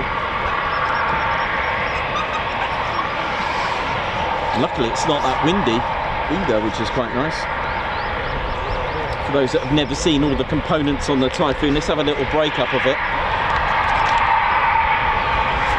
Let's break this up. I've colour coordinated the countries, so this yellow is Airbus Germany, anything green is Italy, Leonardo. So that rear fuselage, I've done it striped for Leonardo, Italy and BAE Systems and Britain components as well. Spain make the right wing, but not just that, they've got the leading edge slats here, the front leading edge slats on both sides. There's quite a bit of a mixture here really when you have a look at it. I'm going to show you what it's actually made up of as well, but it's the airframe exterior 85% non-metal. Again, radar love to detect metal and anything hot and stuff like that. Heat, well, I can show you that in just a moment regarding that. A total amount of cable running through this fuselage is 30 kilometers of cable. Now, I don't know about you, but the back of my PC is a bit emotional back there, but you know what the eye can't see, innit? However, there's 30 kilometers of cable inside here, which if you thought the back of your TV or you know your system at the back, PC system, then well, try having 30 kilometers. 6 massive bolts hold each of the wings, so 6 bolts. I've had a look at them, they look like the little cups here that slide in. Quite amazing. If you want to, for those that do cars, it's equivalent to 150,000 horsepower equivalent. That's about 1,000 Ferraris, man. Only 15% of the surface is actually considered metal. The engine is really special. It's an engine which is classed as an on condition. You just install it, leave it, and you can leave it for about 1,200 flying hours. That is amazing. 1,200 hours without any form of maintenance, which is quite amazing. It is fly-by-wire. It's Leonardo's FCC quadruplex system, and it's a 4-channel system, which I'll talk to you about. So usually a pilot that doesn't have fly-by-wire really has control manually of all the components when performing certain maneuvers. Here the plane is flying on its own pretty much. It's got 8 internal fuel tanks, a total of 11,000 pounds of fuel on those. It can carry additional fuel with the drop tanks. The engine itself, the EJ200, which I'll show you, weighs just under a ton, 998 kilos. Thrust to weight 1.2, which is absolutely ridiculous. I'll show you the 13 hard points in just a moment. Here's what the materials are used. So you can see here that I mentioned the top of the antenna there. Oh, there comes our chipmunk as well. I'll show you in a moment. So the canopy itself is acrylic, titanium alloy for the 4 planes, and these front leading edge slaps, they take a lot of G's, and it would need to have something strong like titanium. Aluminium alloy here on these sections here. So you got the flaperons there. You got glass reinforced plastics protecting the nose there, the radome, and the rest of it, whatever's white, is carbon fiber composites, which is absolutely amazing. I found somewhere an old drawing which was quite cool actually. Let me show you this. I'm starting something here about aerodynamics and the drag. You see this red here, vapes off the F-16. That is good. There's a good thing that it's there. That was made to be, but I'll show you. I'm just working on this at the moment, just trying to show you the drag affected, but it's good. It's a good thing. It creates this is regarding the 4 planes, but I'm going to show you that in another section. What's this? I was just trying to find you I don't know if I've still got it somewhere. I found some really funny old pictures here. Yeah, the AESA. I haven't shown you this one. I don't know if I've shown you this one. I'm gonna break the Typhoon down in a moment. I'm just gonna catch this chipmunk just coming into land at the moment. This battlefield AESA active electronic scanned array, phased array, is amazing. This is what the Typhoon is looking out for. It can lock onto targets 160 kilometers away. That is amazing. And also 300 kilometers away for larger aircraft like bombers and tankers, things like that. It is, I mean, you can see that angle 100 degrees this way and 100 degrees on the other end, so amazing scope. And along with the IRST, the pilot can lock onto targets using the mounted display unit, actually look through the Typhoon. The pilot can actually use the helmet to lock onto targets and actually look through the Typhoon. Absolutely amazing. Let's give a bit of love to the Chipmunk quickly, as it's here. And I'll give you from nose to tail, from outside to inside of the Typhoon, if you didn't know.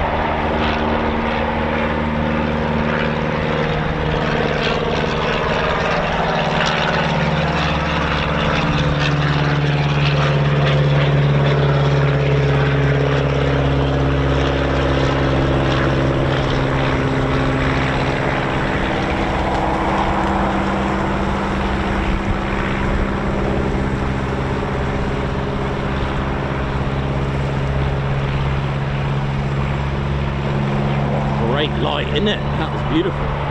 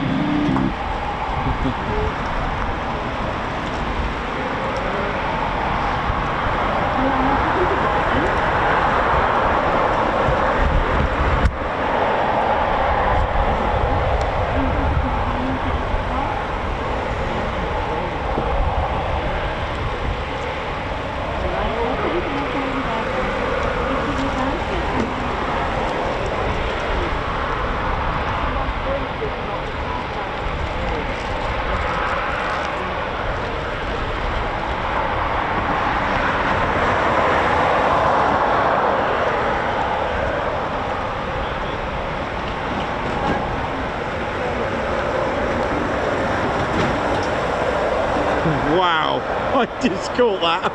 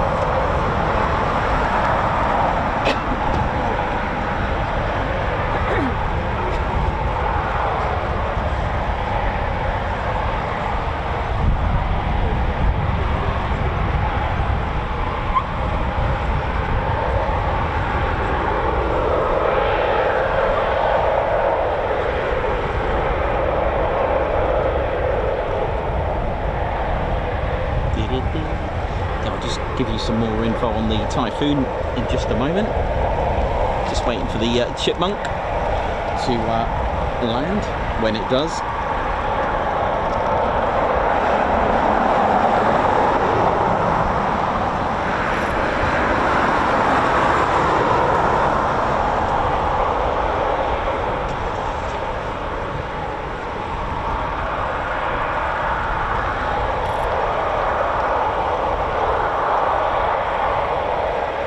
Bob Kennard, good to see you on here. Welcome to the show.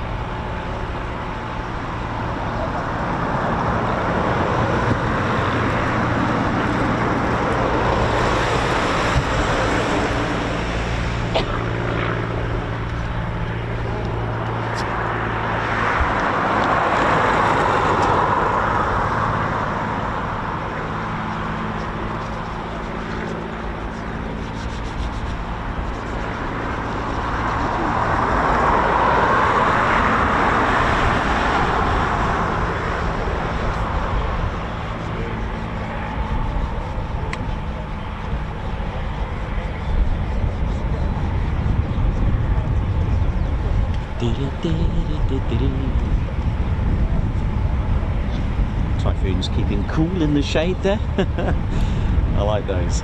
Pretty cool, isn't it? Pretty cool.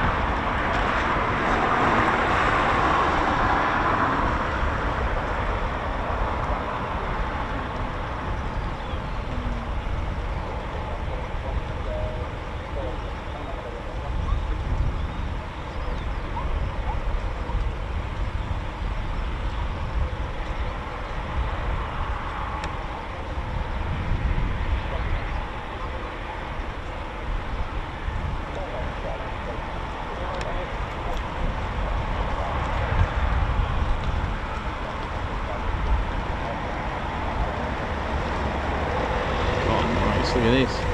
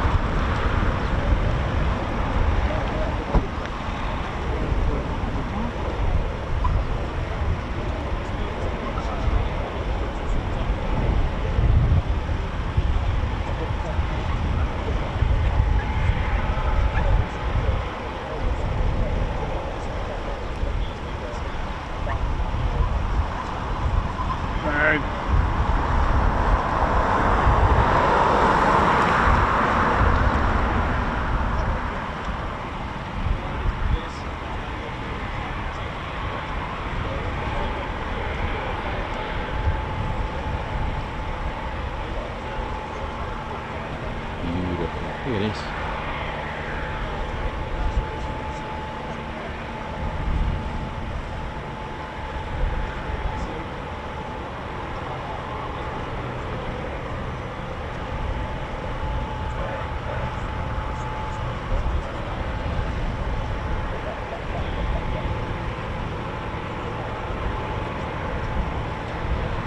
Lovely flying here, look at this.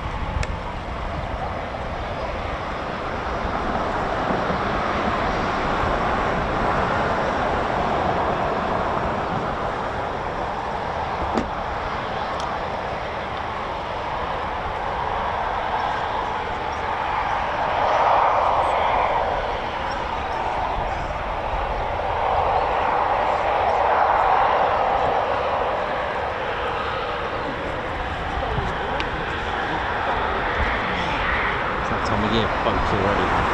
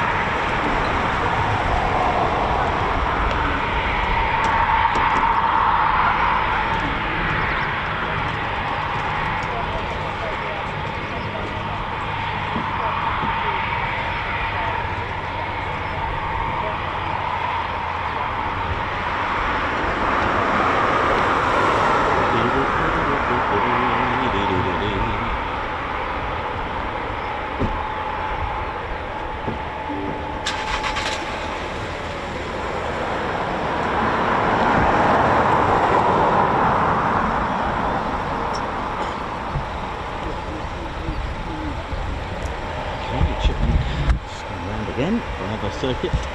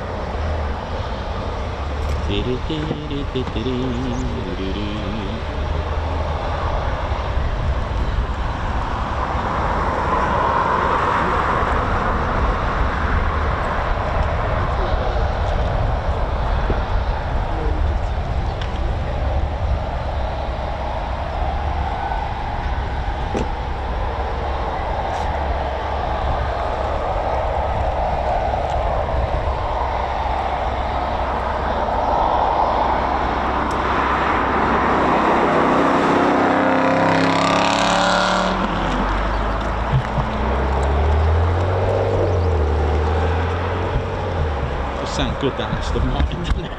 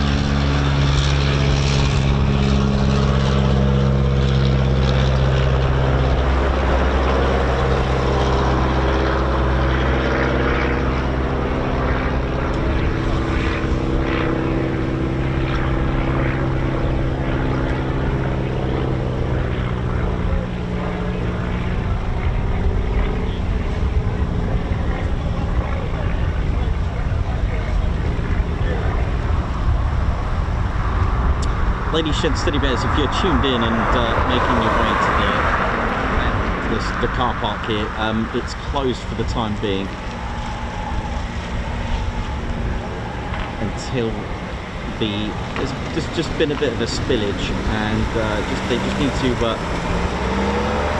soak it up, and they've just shut off half of the car park for safety purposes and to allow the sweeper to sweep up the spillage. So if you're making your way, please don't make your way to the car park, and they have closed it off, and they need to get that cleared up. Thank you.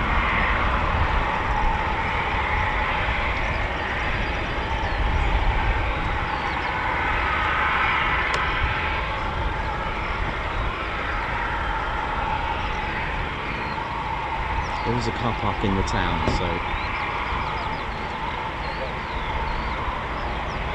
send it.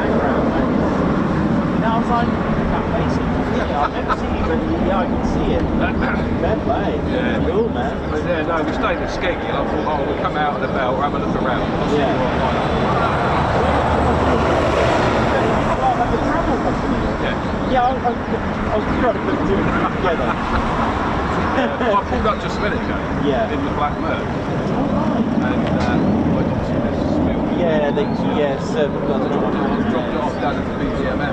Yeah. Come. Yeah. So I thought, no, I'll say hello. Yeah, no, nice one. Have you just walked from here? Yeah, just. Yeah, you staying up for a little bit? Yeah. Good. There should be some interesting things practice. Is it? Nice to see you. Yeah, you too. An absolute honour, man. Absolute honour. Wow. Real pleasure.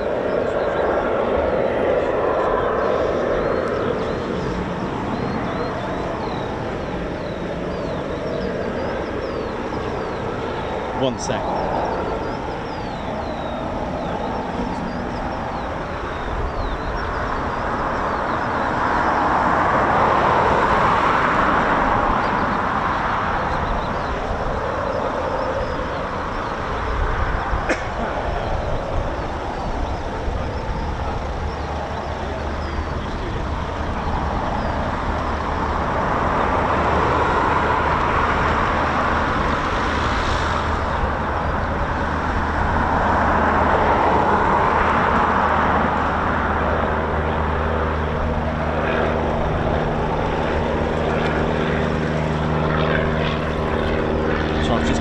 Put an announcement out.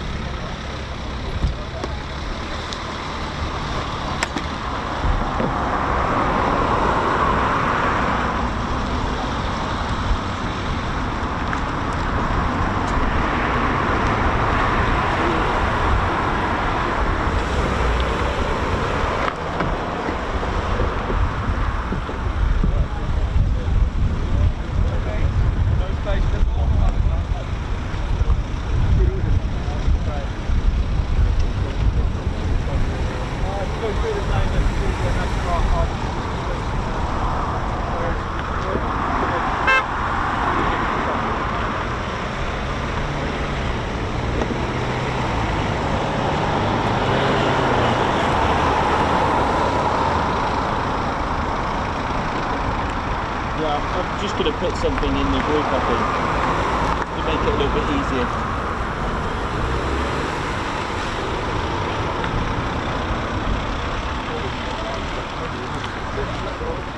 Wow.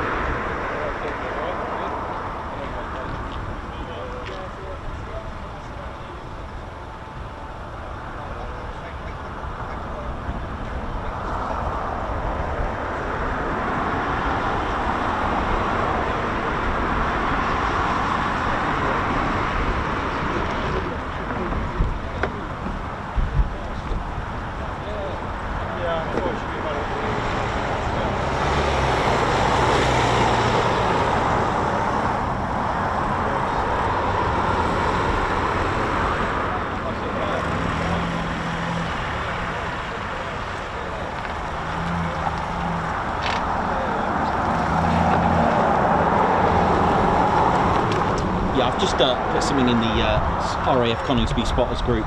If you're making your way, just avoid it for now. It's been temporarily closed off to any more vehicles due to a spillage that really desperately needs clearing up.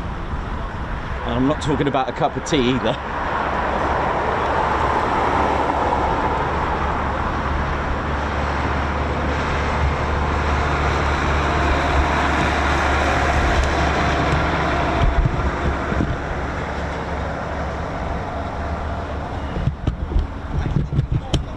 I'll be right back. I've just had to just put a few bits out there to help the crew involved, the RAF police and the crew involved, to get rid of the spillage and sorry, looking at the blue skies. It's always good to have a blue sky, just to help out there. If you can just avoid it for now, please. If you tuned in, please don't come to the spotters car park. Just give the personnel a chance just to clean that up. Thank you.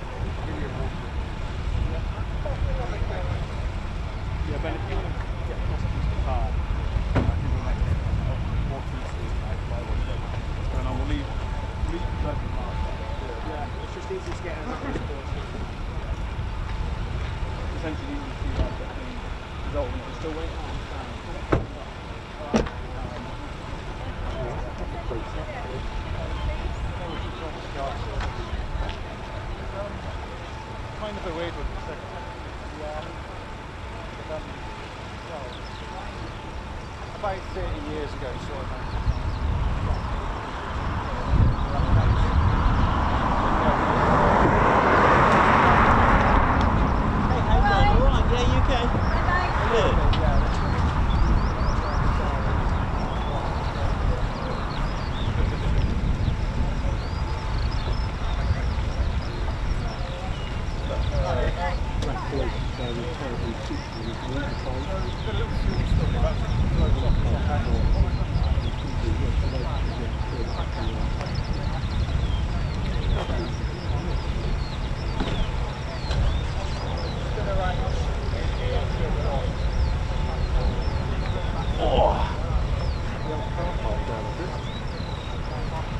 Oh dear. It's all off. All kicking off. Ah. Apparently he said it's water, even though it's bitumen, it's water-based. And hopefully it should have clean up. What is it, oil? Bitumen. It's what, sorry? Bitumen. Bitumen. Oh, I don't even know what that is. Usually they've got tarmac and Oh no. Yeah. But it's this black blue, it's water. Okay. So hopefully it's probably just detergent down there. Yeah. Hoover it up. I've just put it in like Coningsby spotters group just because obviously. Well, it's cut like down by about a third, isn't it? So. Yeah, and it just makes it a little bit easier for the guys here.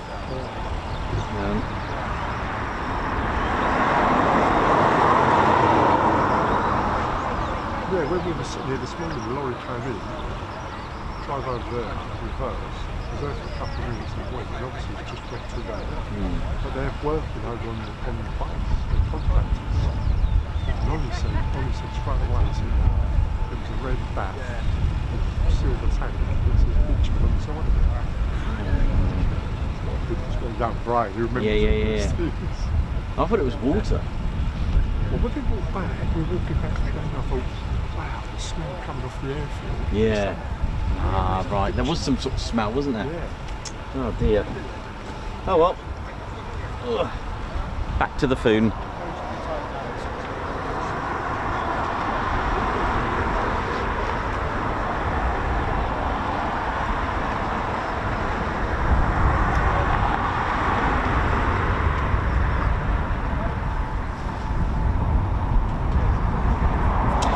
Sorry about the yeah, if you again just one more time, I'll put it in the Facebook Spotters group because I know it has a huge following as well, and just try and make it easier for the for the crew to clear it up. Yeah, so please don't make your way to the Spotters car park. Thank you.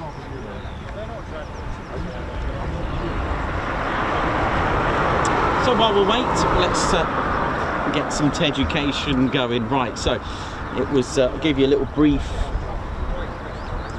I can't really turn the camera around because there's lots of crew here behind me, but what we can do is have a little look at the Foon. So I'll talk to you about the Typhoon components, the 4 countries that it's made from. It is absolutely an amazing piece of kit. It took its first flight in 1994. Amazing, literally a swing roll beauty. What I mean by swing roll, and one of the attributes of the Typhoon, is the fact that it can reconfigure how whatever the pilot can go from a ground attack to an air-to-air fighter, and configure that, and especially in supersonic speeds as well. But I did mention yesterday the core speeds of any dogfighting is usually between 0.8 Mach to 1.2. Okay, it's not like silly, Mach 2.0 plus, which is why you've got to look at modern day aerial combat and what's out there. The Typhoon, as I showed you, with its components, the 85% literally of composites, non-metal, which is great, especially for not being detected by radar. So we're going to work our way. So the AS8, so the first ever Marks, Mark 0, then Mark 1 and Mark 2. There's some new Mark 1s. They did have the Captor M, the original manual antenna, but now the Captor E, which I believe has been produced by Leonardo. But that said, I can't tell you which ones have it. First of all, if I did, it would be classified anyway. But they're all getting major upgrades, which is natural for survivability and combat profile. So that's all in here inside the nose. Do you know what? I can't remember what way it opens. Does it open that way? I'm gonna have a little guess. I think it opens. Does it open this way or this way? Answers on the postcard. So does it open?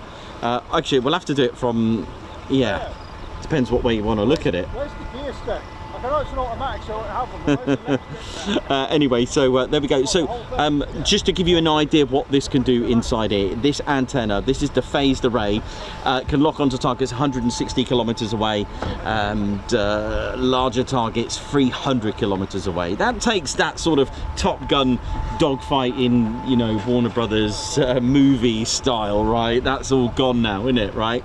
It can lock onto 20 to 30 targets, prioritize on 6 of those inside there. Just that alone. We're going to work our way all the way down to the back and inside the Typhoon. The other thing we've got as well under here, if you're fortunate enough to see the pitos, there's 4 of them in total. They're like little triangles that do move, but they send the data. The reason why there's 4, which just quickly, they are covered. There's 2 caps, red caps that cover them, 2 on for each one. If you're fortunate enough to see that, you'll know what I'm talking about. But the 4 data pitos is because there are 4 channels to the flight control system. That's right, the Typhoon is fly-by-wire, which is the Leonardo, again, the FCC flight control computer, and it's a quadruplex, which means it's got 4 lanes. Now they're classed into lanes. There's actually about 70 computers spread around but split into 4 lanes, which is why there are 4 the data Peter, the ADPs here to send that data to each lane. Okay, I have been asked before, Nikos, what happens if the flight control system fails? You're going to have a very extremely poor luck to have 4 lanes or 70 computers go down. You can actually have a whole lane go down, which is 25% of the flight control system. What I mean by the flight control system, it manages everything from the leading edge slats to the foreplanes, to everything from the ailerons, flaperons, anything like that, the rudder. I was going to say elevators, but it doesn't have any, which is why it's got the 4 planes, but I'll explain that in just a moment. Okay, so usually for producing maneuvers like that, a pilot has to do all that manually. So that's the status of those tiny little triangles under here. They're the ADPs. Okay, as we work away, let's go this side, because I usually forget about this one. The Typhoon air-to-air refueling method is the drogue and probe method. This probe will eject out. This is the probe envelope here. Okay, on the other side, like we mentioned, this is the IRST. It's not FLIR in that respect. FLIR is different, or at least the IRST, which stands for infrared search and track. FLIR is a forward-looking. The difference here, the pirate system, the IRST, searches and tracks, and the pilot can integrate that with the mounted display unit. Now, here's the thing.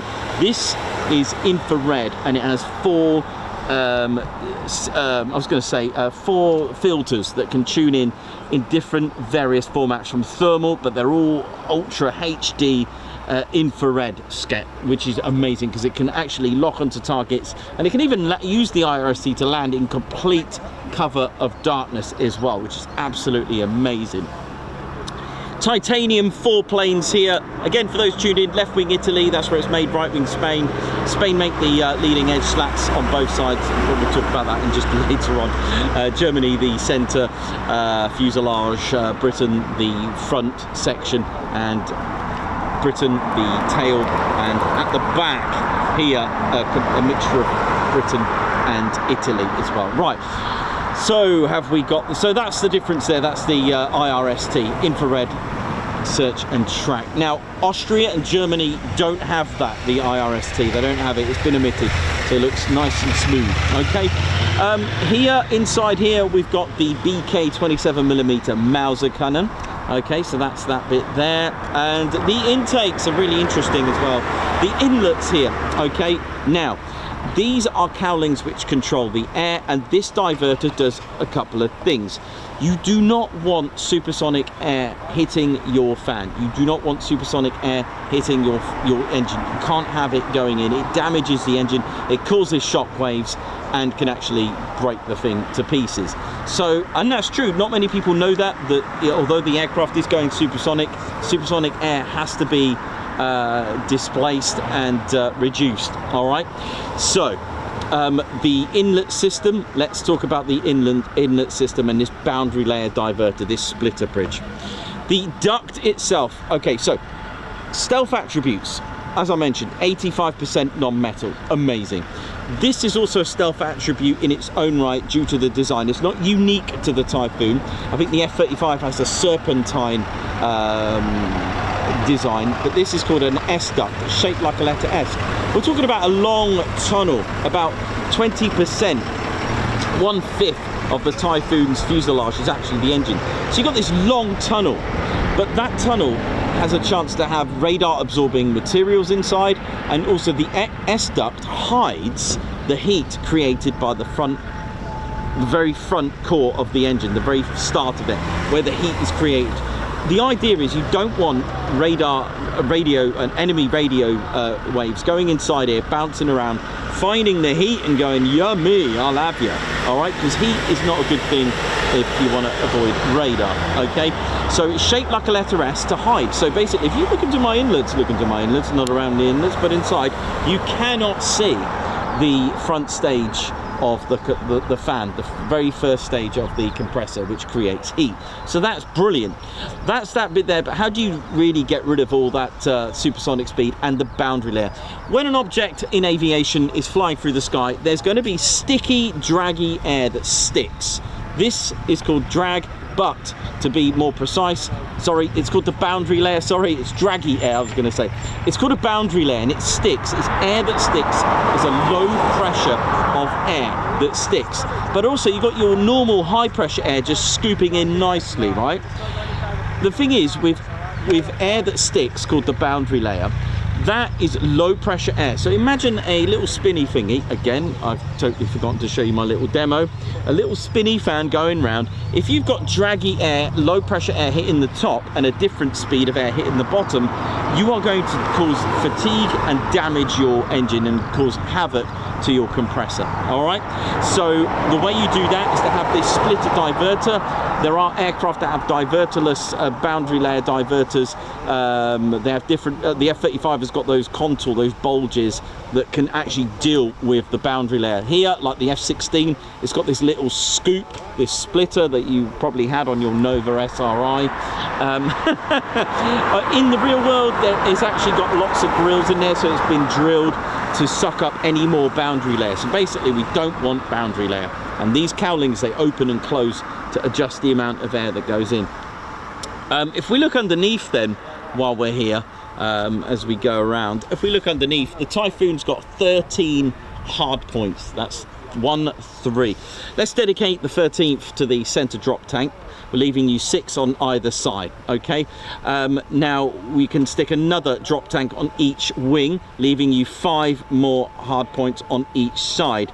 You can have 2 on the inside of the fuselage here, and then another 3 tasty ordnance on this side. Again, on the other side, 2 there, like sidewinder missiles, AMRAAMs, ASRAAMs. You can fit them all here on these hard points. So 5, 5, and on the center drop tank, you can also omit that and put like a lantern, which is like sorry, lightning pod, sorry, I'm thinking of F-15E Strike Eagle. You can have the lightning pod. There you go, that's that there. Right, let's carry on as we work our way. Air brake here, that is enough drag to slow the Typhoon down. People ask me, what is this here, this little inlet, this little exhaust thing here? That is actually a ram heat exchanger. So when the Typhoon is using a lot of reheats, this gets hot in here, it actually cools down. So it's a ram heat exchanger here. You may see some Typhoons with little bumps here, this little boil here and here, all right, with what looks like little tiny little black dots on it. That's actually a mount to put your conformal fuel tanks. Interestingly, I've not seen one, but in its early design stage, they actually bulged out the Typhoon fuselage here because they found a lot of drag was being pressed inwards. All right, so that's that bit there. This little probe here is part of the defense aid subsystem. There's actually quite a few of that. So this bit here, this probe is the missile approach warning. You've got part of that defense aid subsystem suite. You've got these tiny little dimple here and here. Again, it causes, it's like the DAS system in a way that it causes like a defense globe around it, all right, to protect the Typhoon and to alert the pilot from nasties that are coming at you. Speaking of nasties, how do we deal with that? Well, let's have a little look at the Typhoon here now. This is the decoy pylon. It's the FOTD, the fiber optic tow decoy. I believe it is the Bright Cloud by Leonardo that comes out of here. Now, the beautiful thing about that decoy Bright Cloud tow decoy is the fact that it does try to, if you are unfortunate to have a lock on you, can actually try to break the lock. It can also do electronic jamming, and also if all else fails, you can actually, which I actually thought it was a blow-up Typhoon, I thought it was an inflatable Typhoon, it can actually blink out a pretend Typhoon. So all else fails and you know you've lost all, you've tried everything, the missile is going to hit that decoy. So basically you're not going to have one after that, but it will save your foon, innit? You know how it is. Okay, underneath you can have chaff dispensers under here. If you are unfortunate to have a guided missile do manage to get through, you can actually disperse tiny bits of metal called chaff. They used to call that window in World War II, bits of metal to confuse enemy radar. When it's not guided and you are tracked on and locked on by enemy infrared heat-seeking missiles, you can use your flare dispensers, so these little tiny little holes here. All right, all else fails after that, well, there's one more maneuver you can do, and that's just aim for that yellow thing in the sky. And that yellow thing in the sky is always there in above the clouds, right? It's a true fact, it is a way to get out. I didn't speak much about the Typhoon's 4 planes. Okay, so what I could do now, I think I've covered everything. I'll show you the engine in just a moment, okay? Let's have a little look at my other model. So 4 planes create pitch. Here's my other Typhoon. See, I can have the Typhoon in flight here. So there's no elevators, which usually control the angle of attack and also to elevate, make it stick the nose up as well on takeoff. You can use that. You can also bunt the aircraft. So what you do, you have what's called 4 planes. These are really clever, especially when you've you know, applied it to an aircraft that is fly-by-wire, delta wing, which they nearly made the F-16 have. Oh, what's the word? Nearly had 4 planes or canards, but here on the Typhoon, on the Eurofighter, they're called 4 planes. I'm very strict at that. So 4 planes up increases your angle of attack. Okay, it lifts up the nose. 4 planes down, it bunts the aircraft. Okay, so it controls that. You can also use it to bleed speed, so basically use it as a speed brake to do 9G turns, etc. as well. Let's have a little look here. So flaperons. So if you want to roll, there's our Typhoon roll there. Do you like that? The thing is, because the Typhoon's got a fly-by-wire, take an F-15 for example, flying straight, the pilot does nothing. If the pilot needs to make some incredible adjustments, then the pilot has to do that manually. The ailerons, leading edge slats, all that kind of stuff, elevators, they have to put some sort of input. The Typhoon flying in a straight line, the computers are absolutely going crazy, all right, because they're trying to keep it flying, because it is an unstable, aerodynamically unstable. Big up to these guys here, brilliant. So if you want to roll to the left or roll to the right, okay, so if you want to roll right flaperon up, left flaperon down, that'll make you roll to the right. Thank you very much for that. That's very good. Your moment of fame was just, that's all you had to say. If you want to roll to the left, okay, left flaperon up, right flaperon down, roll to the left. And if you want to roll to the right, right flaperon up, left flaperon down. There you go, okay? And then you can just keep going, all right? If you want to yaw the aircraft, that's like that, okay? Rudder left, makes it yaw that way, roll right, that way. I think I've done it back to front actually. Left makes it go left, right rudder, yaw to the right. There you go. Is that better? Is that all right? Did you get that? Also in displays, especially last year, I can't remember how many they do, but the thing is, you do have to compensate lift when you start doing lots of aileron rolls. An aileron roll is literally in a straight line. Okay, a barrel roll is when you've got an imaginary barrel and it's going around the barrel, hence barrel roll. But the thing is, if you're going to do 5 aileron rolls, which I think is what Naif did last year, 5, you'll notice as he's going along, he lifts up the nose, so those 4 planes will be lifted up a little bit, is to give some so that it can compensate from not losing altitude, because there's only so much you can start rolling until you start, you know, losing altitude. So basically they lift the nose up to create a bit of lift, and we'll carry on doing aileron rolls. 5 is the max, and you've got to remember, when they're up 40,000 feet, 30,000 feet, whichever, doesn't really matter, they got tons of altitude. But if you're only at 500 feet, you know, you're going to run out of altitude. So that's why you'll notice they lift up the nose. The thing is with the Typhoon now, well, I'm going to talk about the thrust to weight ratio. It's absolutely amazing. A Typhoon can do a really slow pass, which is called a high alpha, lifting up that nose, and then it can actually just accelerate vertically. This is to do with thrust to weight. Not many aircraft can do that. Literally thrust 40,400 pounds of thrust divided by the, in essence of the weight as a ratio, means it's got greater power than its force of gravity or its weight. Sorry. So it can actually do that. Whereas if you get other aircraft which don't have that thrust to weight, F-15E Strike Eagle, F-35A, they need to actually hammer it down. F-18s need to literally get speed and then they can pull up and give it some. You know what I mean, mate? So that's that. That's why they do that. Any questions? Do let me know. I'll be quite happy to answer them for you. I think I covered. Oh yeah, the engine. Let's have a look at the engine. What's going on with the engine?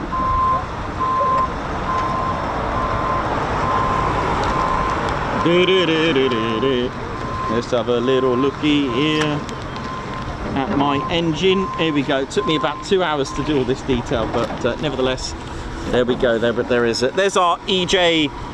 I tell you what. Do I have a? Might be able to do it. There we go. Is that better? No. That might be better. There we go. Beautiful. There's our one of two that the Typhoon's got, 2 of these EJ200 engines. It is a consortium of Rolls-Royce, MTU. MTU have 30% in this, Avio at Aero, and ITP at Aero. I don't know their, so that leaves about 70% split with the others. But each company, so take Rolls-Royce, they make the combustion system over here. They do the high pressure turbine, this first one here, and the engine health management system over there. MTU, they do the low pressure and high pressure compressor, the digital engine control monitoring unit. Actually, that's that there, and that's the gearbox, by the way. Who does the gearbox? Don't know who makes the gearbox. I'll have to find out.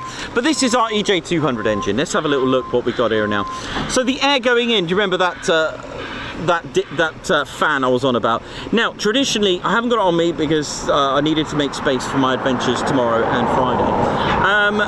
This traditionally were blades that were fit in and slid in.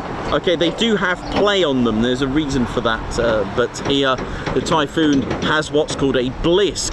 It's one whole alloy, they're not separate, these little blades. All right, well, I say little, they're not that little, they're fairly large actually, about 10 inch I think it is, these blades. The reason why they call them blisks, because it is a blade and disc all in one. Benefits: lighter weight and less components. Okay, so this is one unit. The Typhoon has a 3-stage low pressure compressor, so that's 1, 2, 3, you can see them there. Compresses the air to what, 4.2 to 1, and then with all engines, when they compress air, they get narrower and narrower and narrower and narrower and narrower and narrower. Each engine configuration is different. Typhoon has 3-stage low pressure, and the EJ200 has a 5-stage high pressure, and it compresses that air to a total of 26 to 1. Now, the first 3 are blisk, and the last 2 are just standard conventional blade and disc. Don't know why that is, but it is. It is what it is. Once you got that compressed air, the reason why compressed air, because loads of people ask me, what's the point of compressed air? The point of it is because it's more combustible and it's a lot more efficient. You've got a lot more air for your money. Think about the scuba divers' oxygen tanks. Think about that.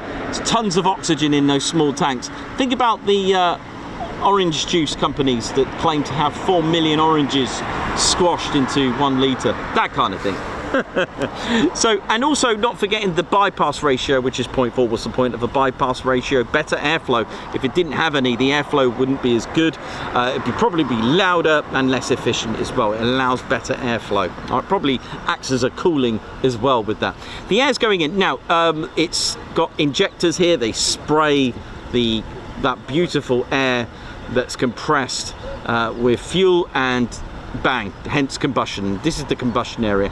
Now I've cut this sort of in a way that it's a cutout. See, I didn't do it here, but I did it here. So you can see the high pressure compressor blades are kind of cut. Same what I've done here with the turbine.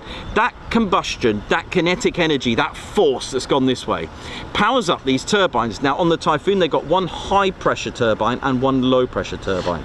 What does that mean? Well, that actually powers, the high pressure turbine actually powers 5 high pressure compressor stages, and the low pressure turbine, this last one here, that actually turns and powers the 3 large low pressure compressors. Absolutely brilliant, isn't it? So actually they kind of fund each other, they rely on each other. Now if we were to stop here, that is called thrust, and that is a CFM International 56 engine, F108, whatever you want to call it, Rolls-Royce Trent. That is thrust. There you go. However, what about reheat? What about afterburner? Well, look at the name, reheat. You're reheating something. You're afterburner, you're burning something after, and that's what's going to happen here. It's a separate chamber. Now what you don't have here is that lovely economical compressed air. You don't have that anymore. What you're going to do, you're going to actually just spray good old fuel into those hot gases and ignite it. Bang, now you've got yourself way over 3 times more power, but also 3 times and plus more less efficiency, all right? Because on the Typhoon, 1.6 litres per second is burnt on dry, but with reheats, that's 6 litres of fuel per second. That's 360 litres of fuel per minute. There you go. So boom. The fairing flaps, there are 12 of these lovely titanium flaps there. They are hydraulic, so they don't freak, but there you go, there's the max thrust there. Weighs about just under 1 ton or 2,204 pounds. It is an amazing airflow of 75 to 77 kilos of air per second. That's 61.5 meters cubed. So there we go. Your education exam later.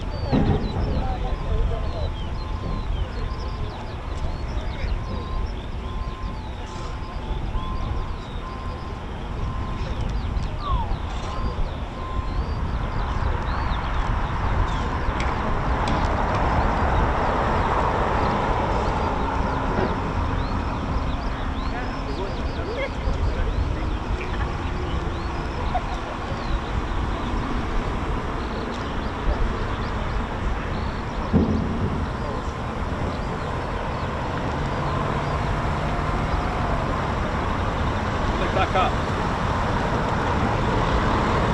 Hopefully. When?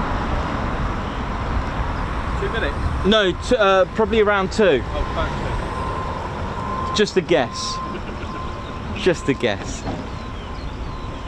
That's a guess, isn't it? Yeah. Ted told me, innit? Hey? Blind tea. That's it. I'll tell you what, it's time for a cup of tea. Let's get one. Ugh.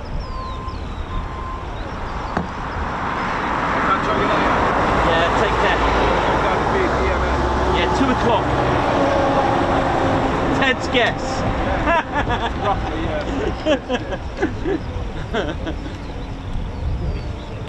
Ted's mean time, innit?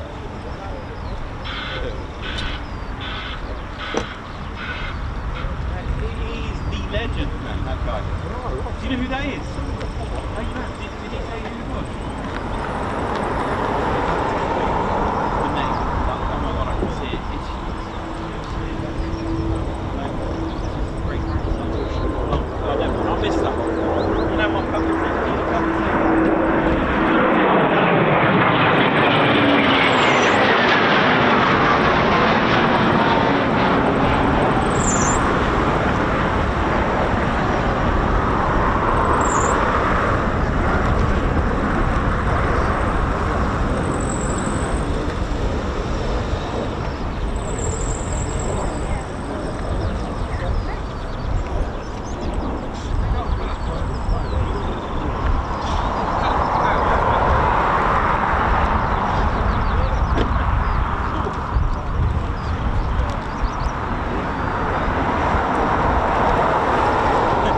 Over 2 ship.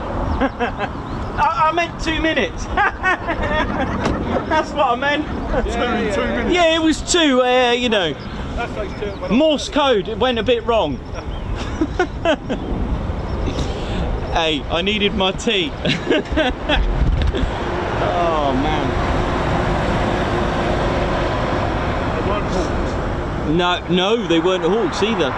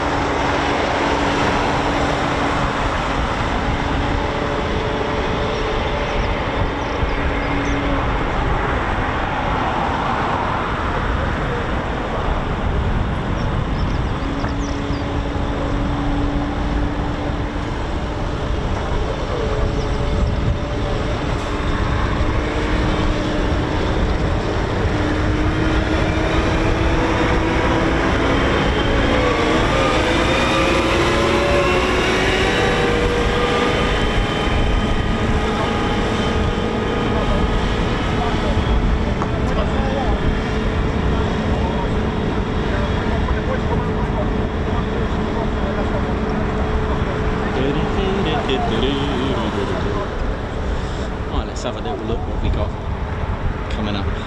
Just a sec. What time have we got? 13:03. So yeah, we are finishing around 14:30 today, so I can get on with my adventures. So we just got just another hour and a half to go before I finish up for the day.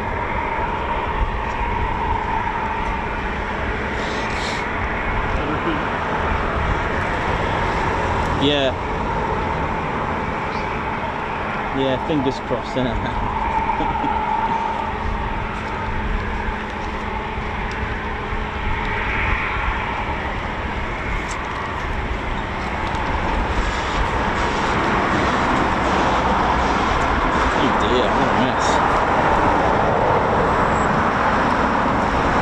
The car park will be reopened as normal just a moment.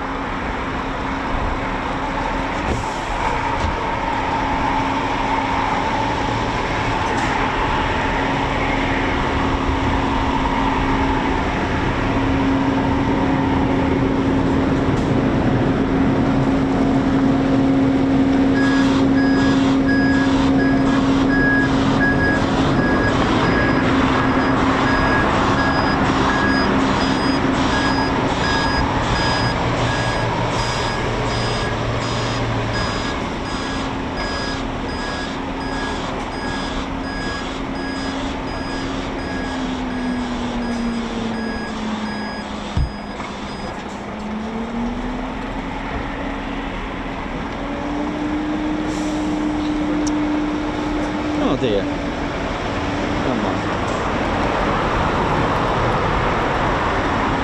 Oh, I'm good. I've just had one. Thank you.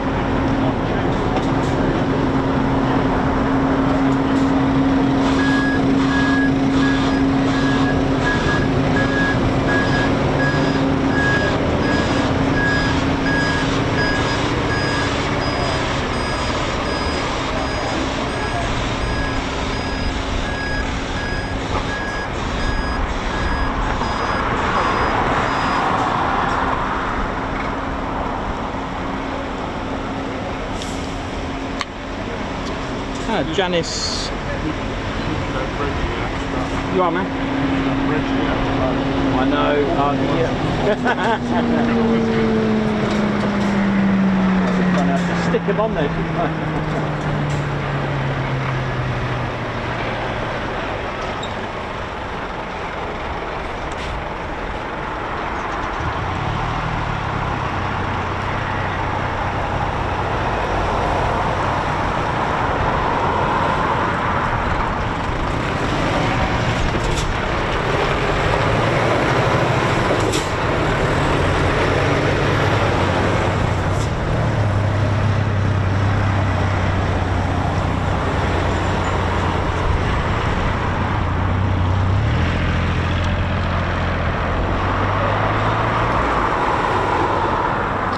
So if you are making your way, the car park is just temporarily unavailable to any more vehicles. I'll let you know.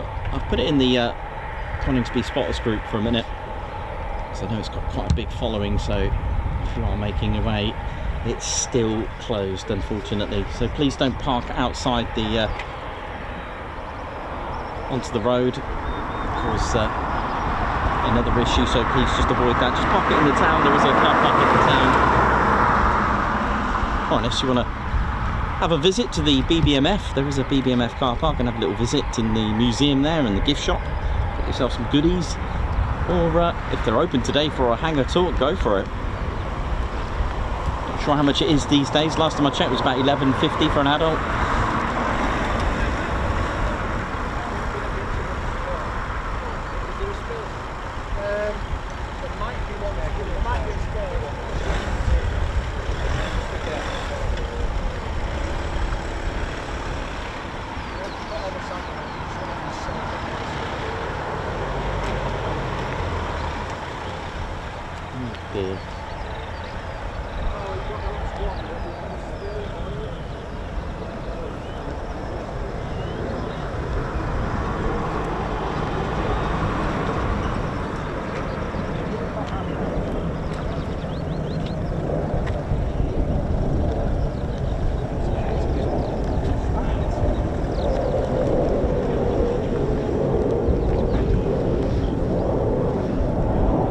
Sounds like Lake and Eef up there. Yeah, that doesn't sound commercial.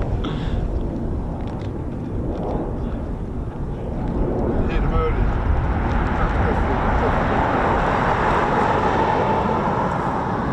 Yeah, when Tom went over there, Bet it was. proper gave it some over there, Tom, didn't it? Yeah, I did see it. I did see that. Frustration then. Yeah. Oh, hopefully. We'd have to burn some fuel off. Hopefully gets another go. Yeah. I didn't hear what happened. I'm not sure what. It's none of our business, mate. No, I made that point yesterday. Just let them get on with them, do their job. They're far better than us. Yeah, yeah, isn't it? If he calls to scrap Again, he's going to have a meltdown. Why? He's going to be serious. Yeah. Yeah. They've got the owners there through the most stress.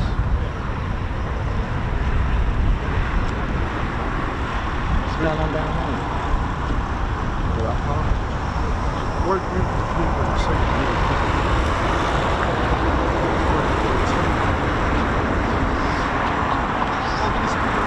Can't make this up, mate. You can't make this up, man. Can't make it up, can you? Amazing. What's the old saying? They walk amongst us. I know.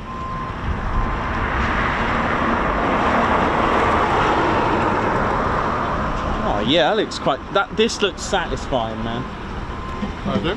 Is that flattening the sand? That looks so satisfying. Sorry, it's like zen. Yeah, man. Oh, do you know, that is so satisfying to the eye. How smooth that is.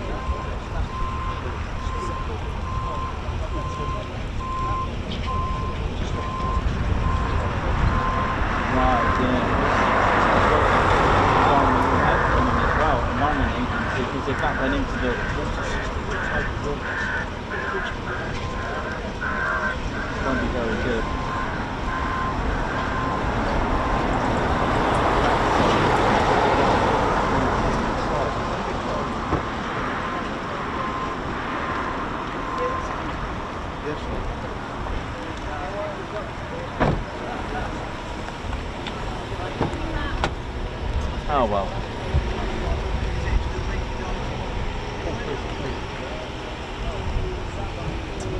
Right.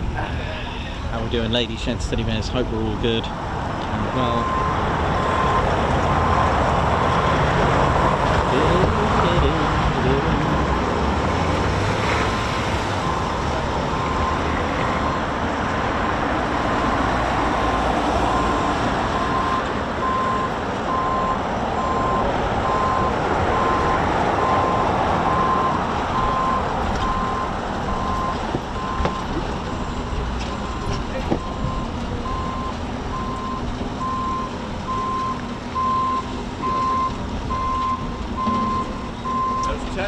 How you doing? All right? Doing all right, is it, fella? Yeah, good, thank you. All good. You had a good morning? Yeah, it's been great. Lots of stuff going on, so it's been pretty good.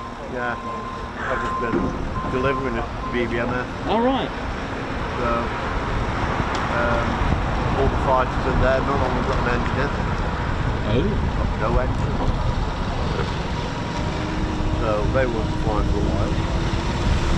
The chipmunk, apparently the chipmunk's been up. So the Typhoon guys can practice on something slow like a drone. Yeah, we did see it. Yeah, we did see it. Yeah. Apparently it's been, yeah. Well, apparently the drones they're experiencing over there are faster than the chippy. So, yeah.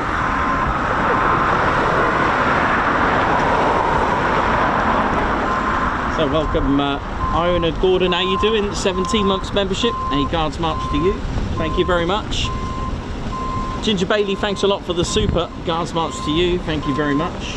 Also Don Hobson with 32 months. Hi everyone, stay safe, Guards March to you. And Rob Kennard, high five and a paw pump. Thank you so much for gifting 5 Ted Coningsby memberships. That is amazing. Thank you so much for that. Margot, thank you very much for the super. Darren Hobson celebrating 32 months membership. 32 months and just gets better and better. Oh yeah. Susan Bloy, thank you as well for 3 months with Ted emojis. Angela Machadi, thank you very much for 22 months membership. Getting closer to the year of great streams, thank you very much. Guards March to the Lowy family with 25 months membership. Babzar, high five. Guards March, thank you so much for gifting a Ted Coningsby membership. Doom, doom, doom. How we doing? Oh, dearie me.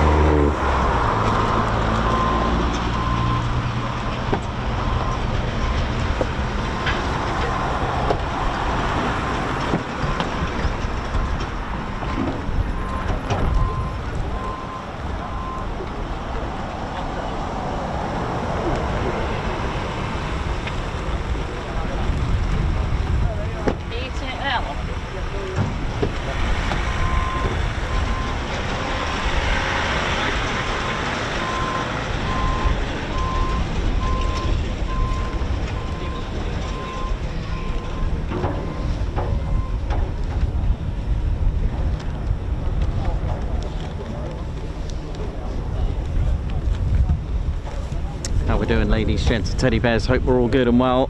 Yeah, there's a bit of a spillage going on. It's not a good one. It's required 1/3 of the car park to close, unfortunately, but all been dealt with. And like I said, if you are making your way, it's still just, as you can hear, the guys just trying to clear it up. There's some sand to soak it all up, and I guess they'll need to sweep that up as well. How are we doing anyway? My name's Nick Ossum, your cameraman, historian, and a commentator of the Ted Coningsby channel. It's time to take the jacket off. I don't think it's going to rain just yet. What do you reckon? But yeah, I've got a bit of a road trip to do after this. So I'm going to finish in about just over an hour, about an hour 13 minutes. I'm going to finish up and go on a bit of a road trip for you. I know. So expect to see a not new, but just somewhere not different in the scope of things, but somewhere you're not going to expect right now. So yeah, bit of a road trip after this, and look out for the scheduled stream for tomorrow. I'll put that on tonight when I land. No, I'm not in the air, by the well, I could be with some of the winds that we've been having. It's been pretty emotional, isn't it? But yeah, welcome to Ted's home, Ted HQ. So well, let's have a little look at this quickly. Hang on, just something to. I'm zooming in deliberately because I do have some personnel around. Hopefully I don't get their faces from doing that. Where are we? There we go. So the Typhoon being towed over there. What? If you had any questions on the Typhoon, let me know. If you got any questions about the spec, anything like that, do let one know. Do a quick Q&A while we're waiting. Don't forget to hit the like button, ladies, gents, teddy bears. Almost 1,000 likes. Absolutely, we're nearly there.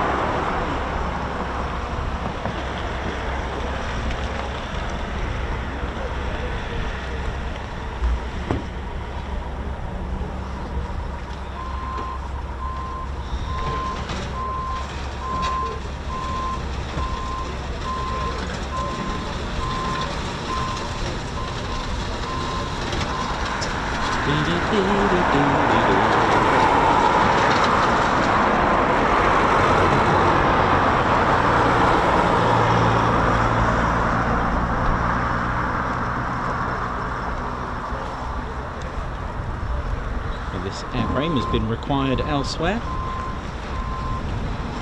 Typhoons, regardless of markings, do get put into pools where other squadrons can use them regardless of the marking. So for example, 29 Squadron, 6 Squadron might use it just randomly. And I know 6 Squadron aren't based here, but it could end up at Lossiemouth and then be used for that. 12 Squadron jets could be flown by 3 fighter, for example, because they need it, whatever's available. Just bear that in mind. We do have a 6 Squadron Typhoon. That's probably why that jumped to mind. There's one over.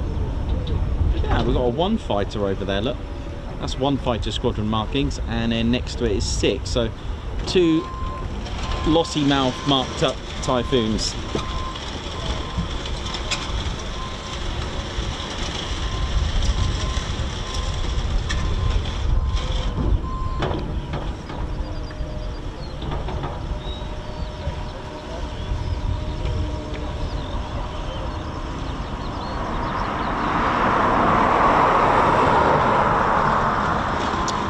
Dieter, let's have a little look.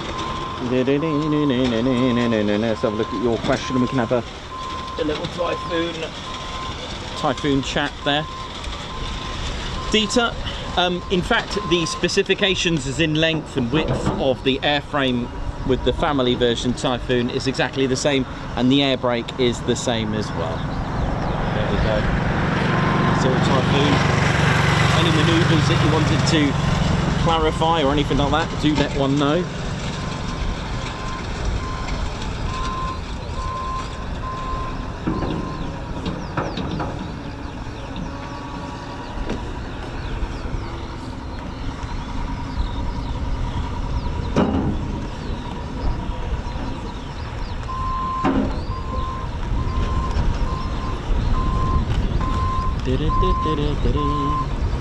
Yeah, it's pretty cool that.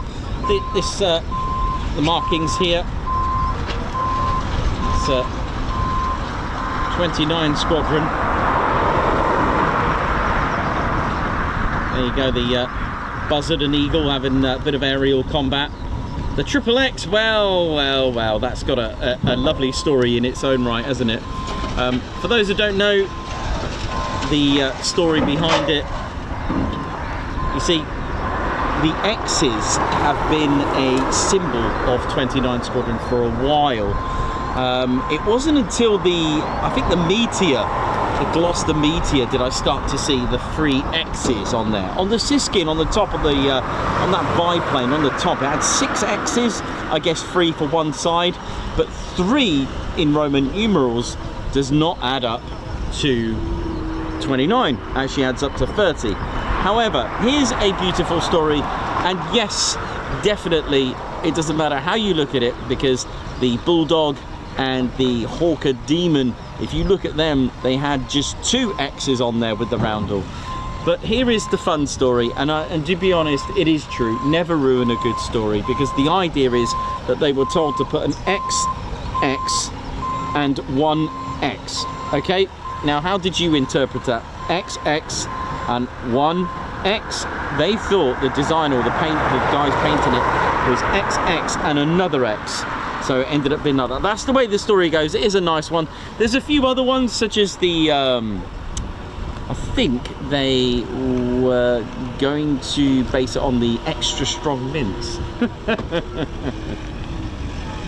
So there we go. If you've got any other questions at all, let one know. Might as well keep that there, look.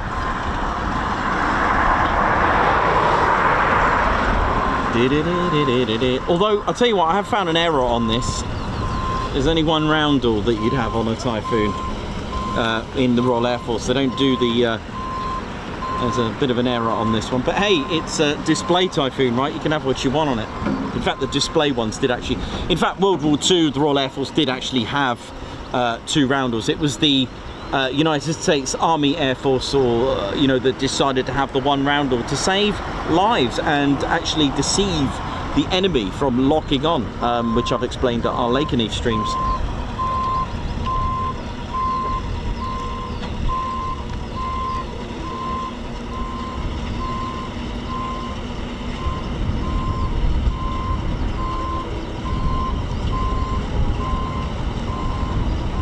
So yeah, that's the so that's the markings of 29 Squadron, those X's. So this is quite traditional. So on the top of the Siskin that I've seen had 6 X's on the top. I'm thinking 3 and 3.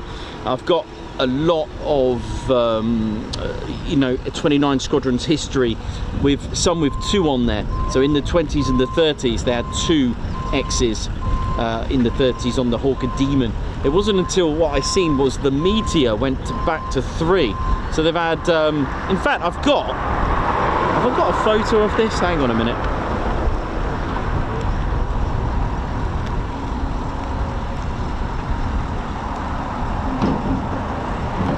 Let me see if I've got a photo.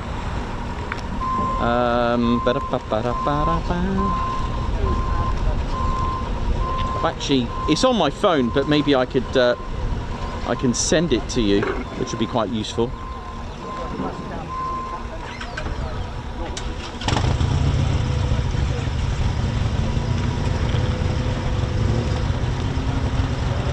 Yeah, here we go.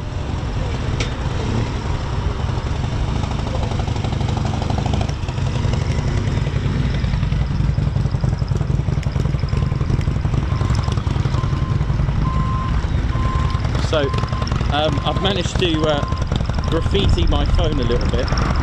This is the markings through time, 29 squadrons. So on the Sopwith Snipe 1923, they had actually 3 X's.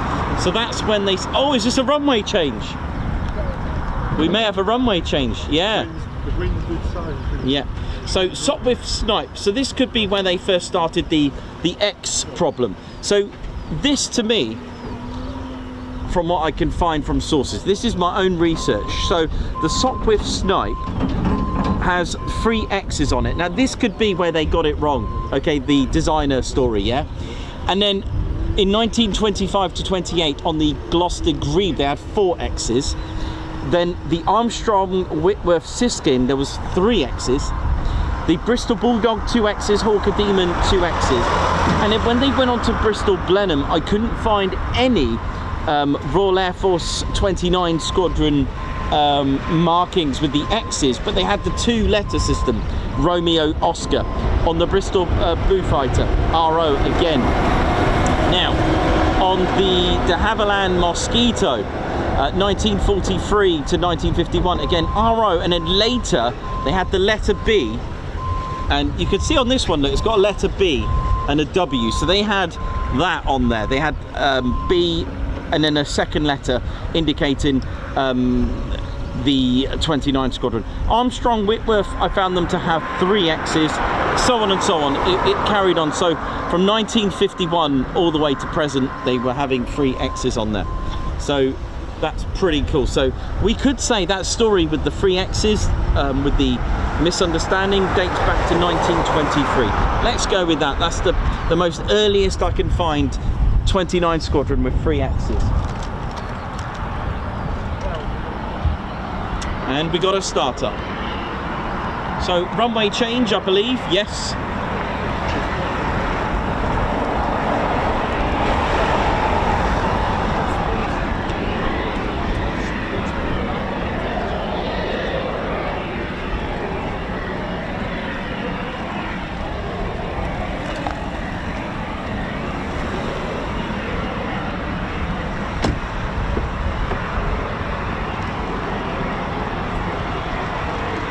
So for those asking where I'm going to be tomorrow, keep your notification bell button on, set it to all, and you'll know.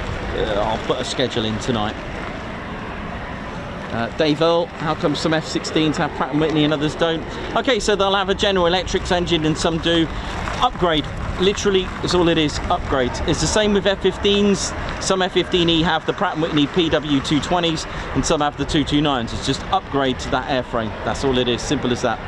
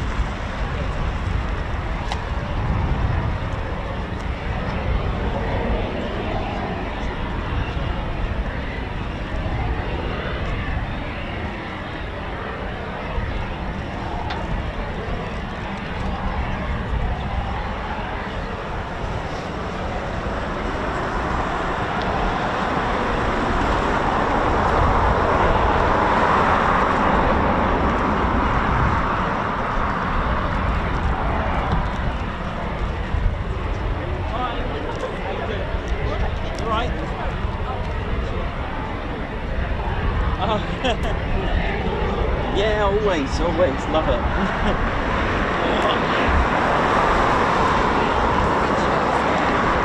Yeah, it's good. It just sounds like one.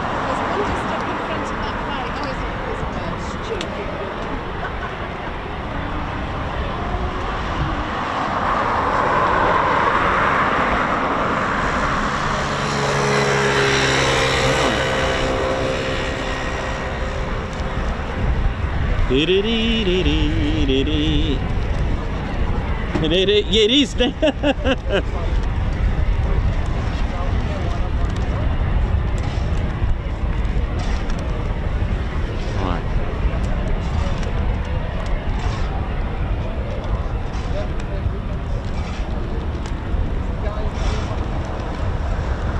Luke, no, he hasn't flown in a Spitfire. Don't think he's flown in any World War II fighters.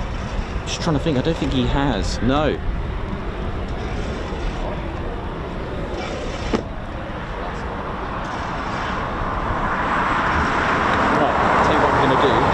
I literally, around 14:30, I need to literally get on that road, so I'm gonna just put a few bits away now actually on here.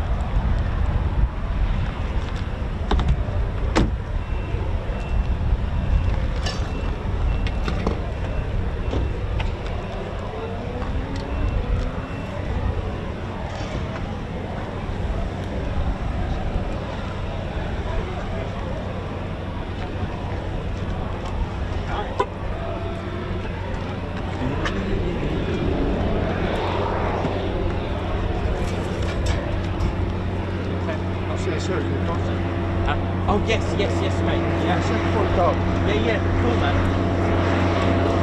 Have fun out there.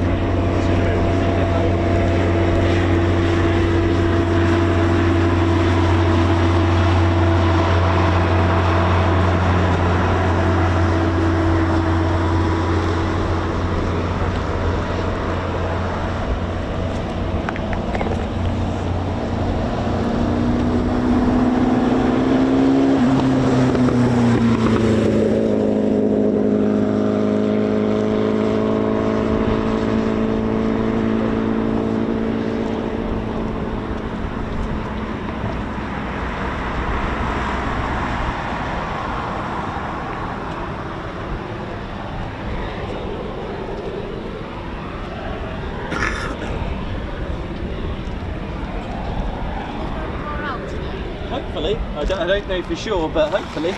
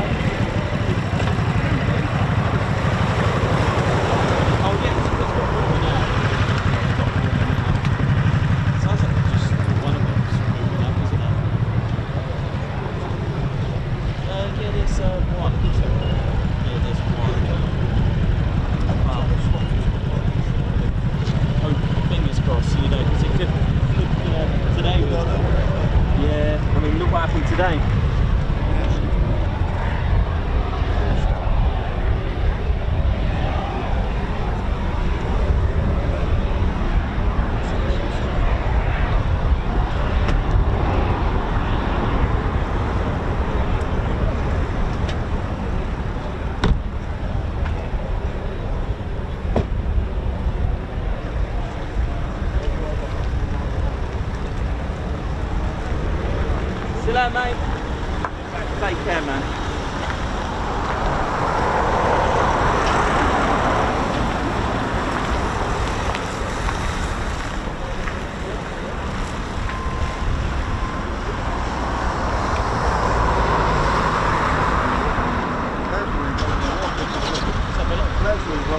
Yeah, she's doing well, isn't she? Yeah, she's cracking on with it all the time now.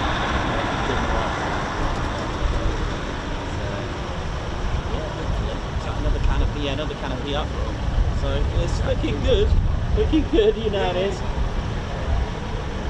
Yeah. looking forward to East Kirkby in May. So In May, yeah. Yeah. Well, the next time I'll see you. yeah, yeah, You won't yeah. be there tomorrow when I go. No, I won't be there tomorrow, but I spent the last 2 days in a pub on the side of the Contact Road. oh, okay. Simple and great deal. You've got pilot on the one on the left, and it is a single center drop tank configuration, so it could be our man. Yep.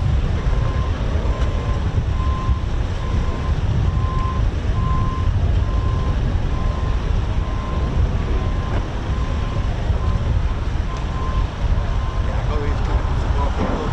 Oh, no, it's good in there, isn't it? Since they've got that up now. Oh, you not?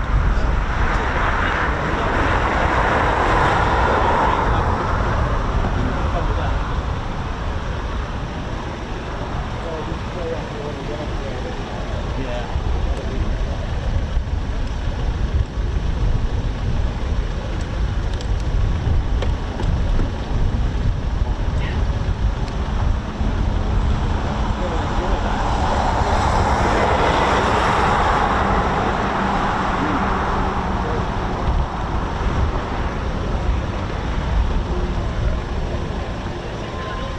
First time on the cab, right?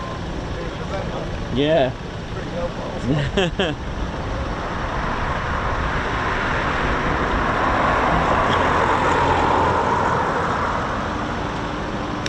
1,000 likes. Thank you very much, Davey, for letting me know. Thank you.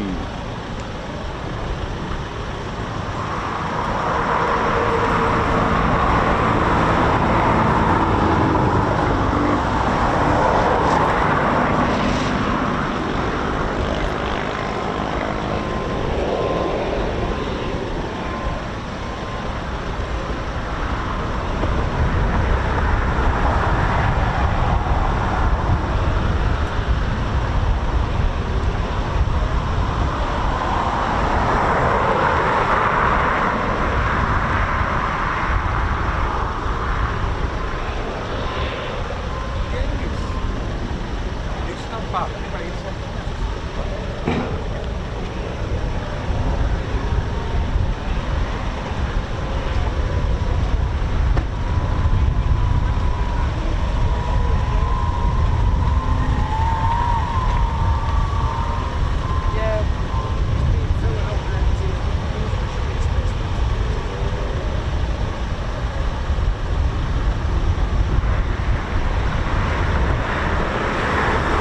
So we've got right, one Typhoon spooling.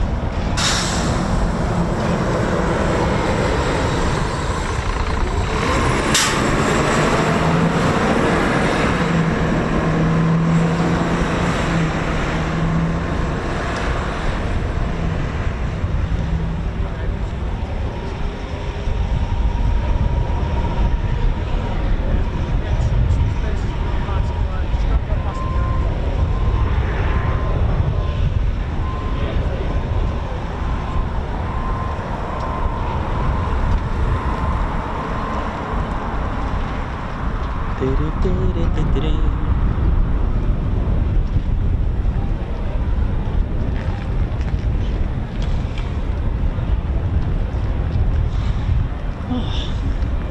like that.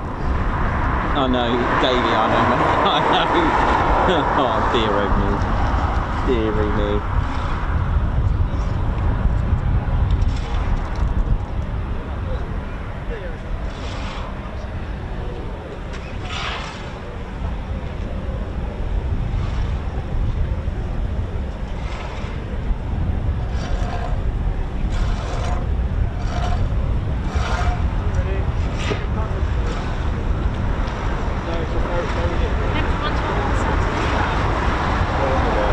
Welcome to the Ted Coningsby channel. We're just hoping for one final departure before we head off on our adventures.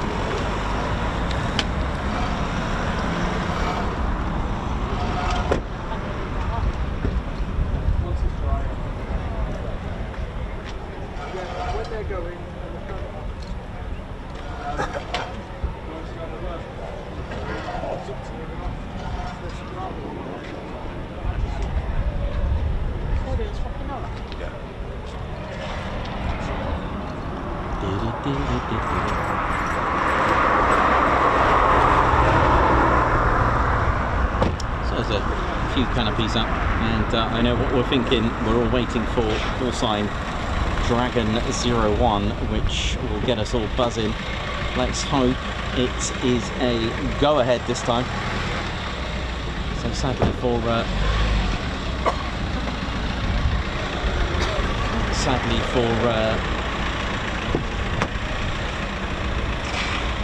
Dragon 01, his airframe or aircraft went a bit tack.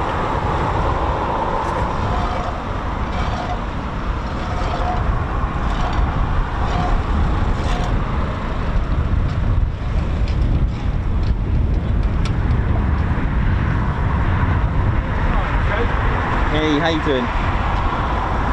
Filming. Yeah. Yes, mate.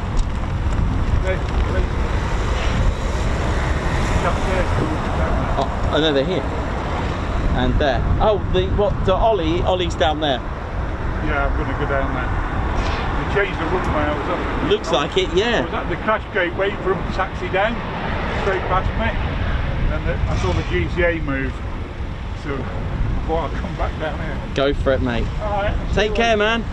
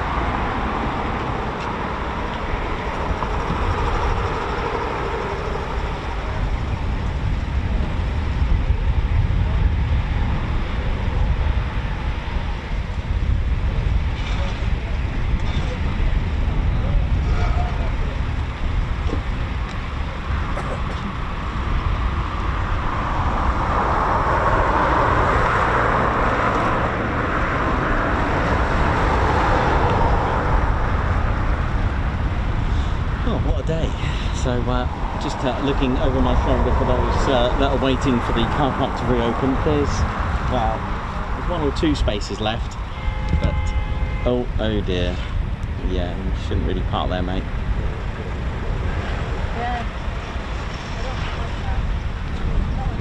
Just again, just please avoid parking outside the car park. It is double yellow lines, and it's clearly marked no stopping.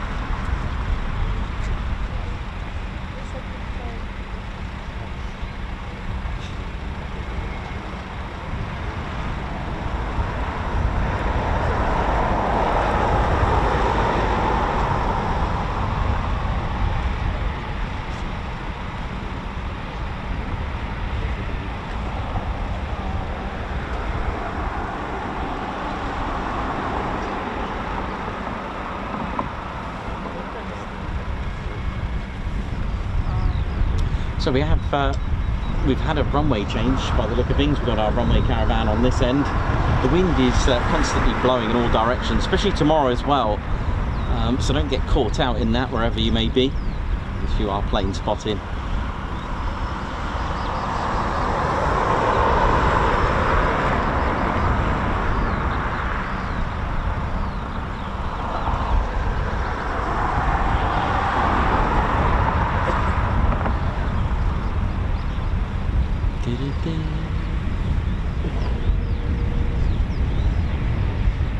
Okay, so the canopy's closed.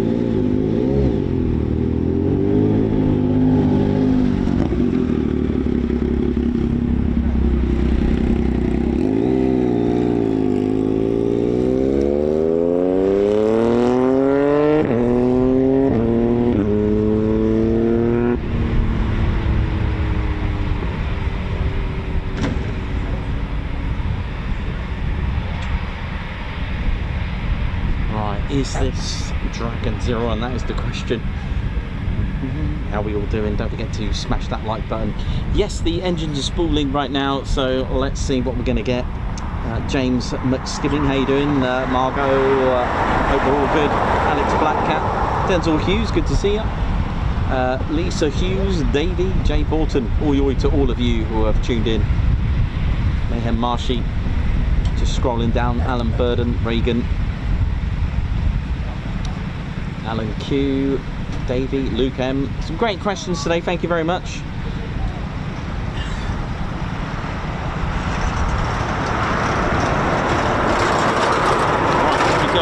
we go. I think we'll know if it's Tom or not, eh? Well, first of all, when it gets airborne, look out for the call sign Dragon 01.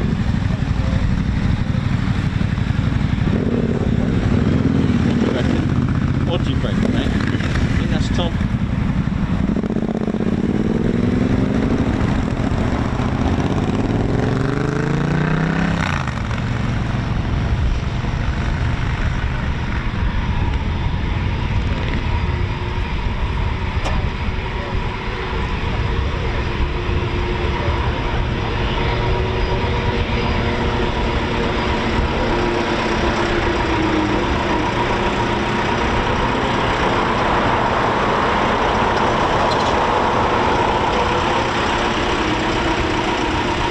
So runway 07 now in use as the winds change direction. Aircraft will always take off into the wind, so the wind heading towards the aircraft.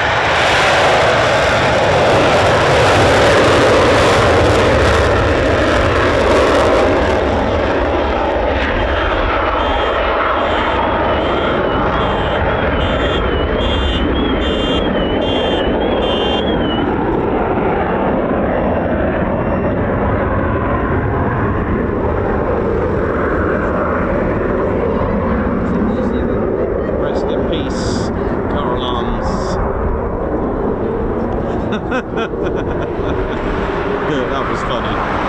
That's good. It's the car alarm death takeoff there. Right, things are about to get a little bit loud.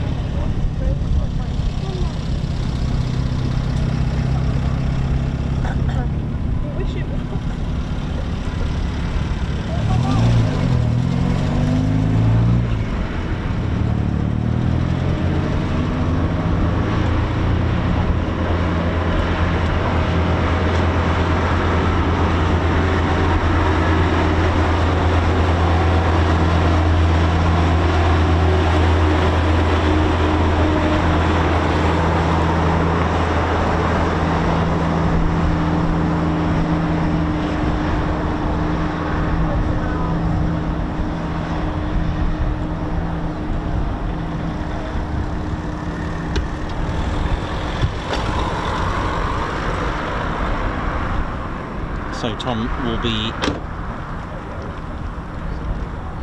in a holding pattern until cleared to run in for his display. And it is a practice. Tom has around maybe 2 or 3 displays at 1500 yet, and these are practice displays, don't forget. He's required to do 10 1500 foot displays. After those are complete, it'll be 2 at 500 feet, and then after that it's minimums, basically display height, with the exception of having a 100 foot hard deck for a high-speed flat pass and 300 foot for a steep turn, along with 500 foot being the initial hard deck for the actual display. Not to be confused with the 100 foot hard deck for the high-speed pass. It is solely for that.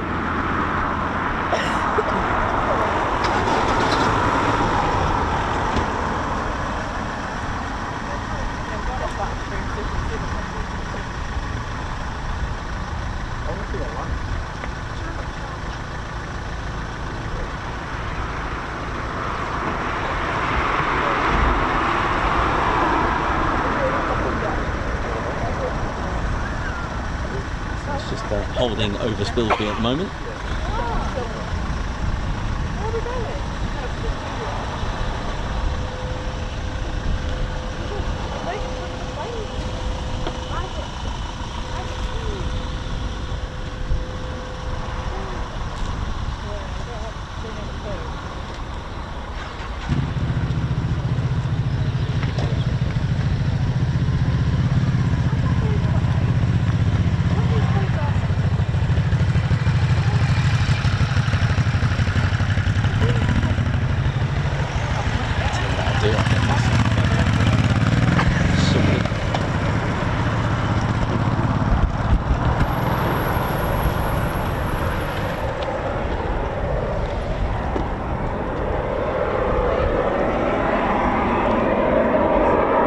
Doing my little warm up, you know it is. Ducking and diving.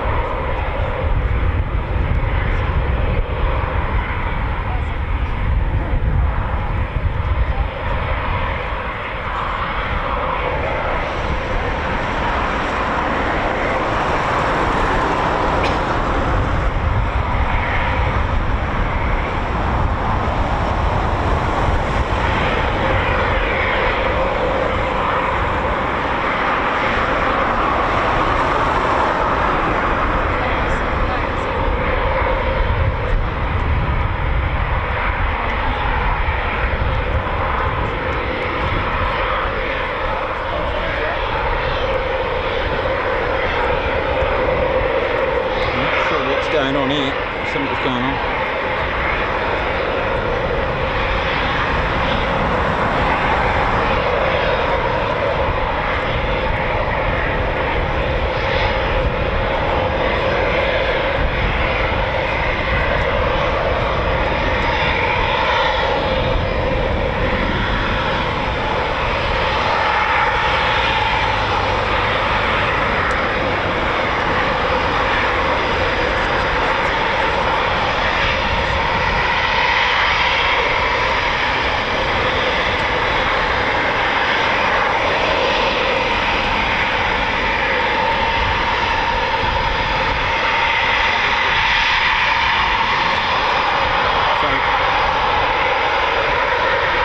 Off now, isn't it? Now that I need to go, but hey, there we go.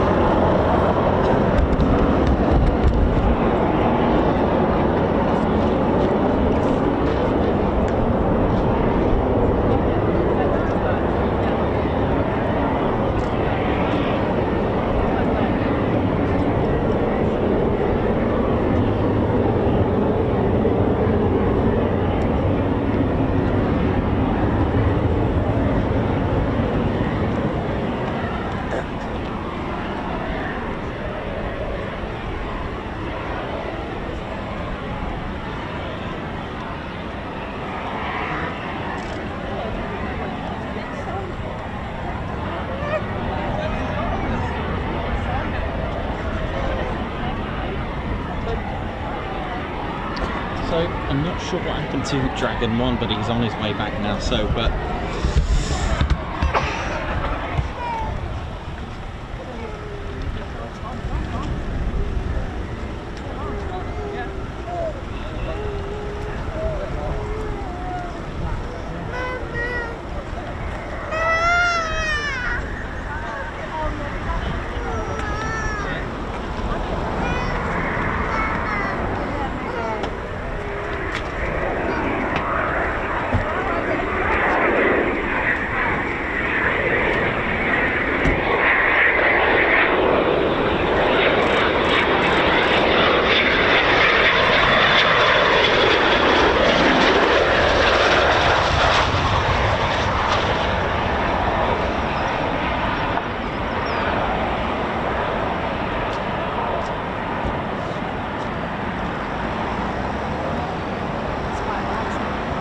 well, there we go. That's our show done. I'll just get Ted to finish up for the day.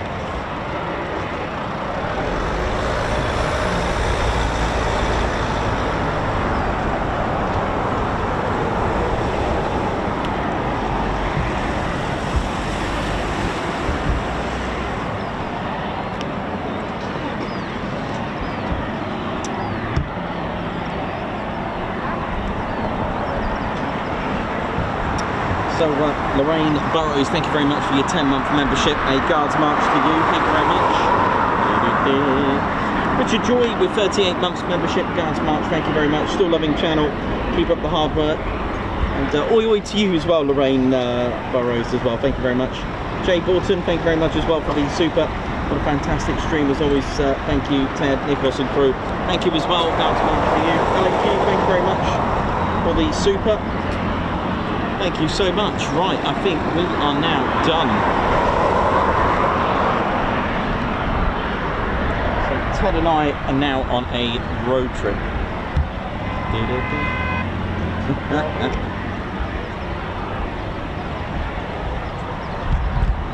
That's done, ladies, gents, and teddy bears. Well, I hope you all enjoyed that. I'm just going to do things a little bit differently. I'm going to go this way a little bit. How about that, eh?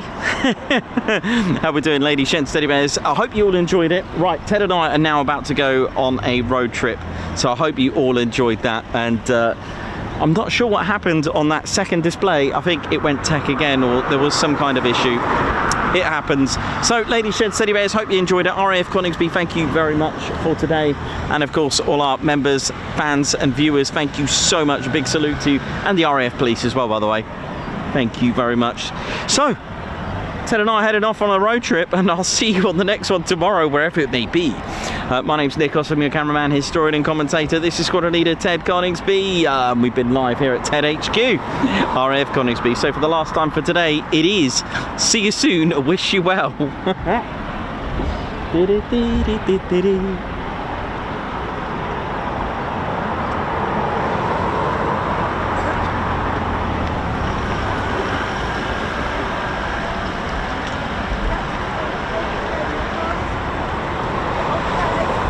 Yeah, all good, yeah.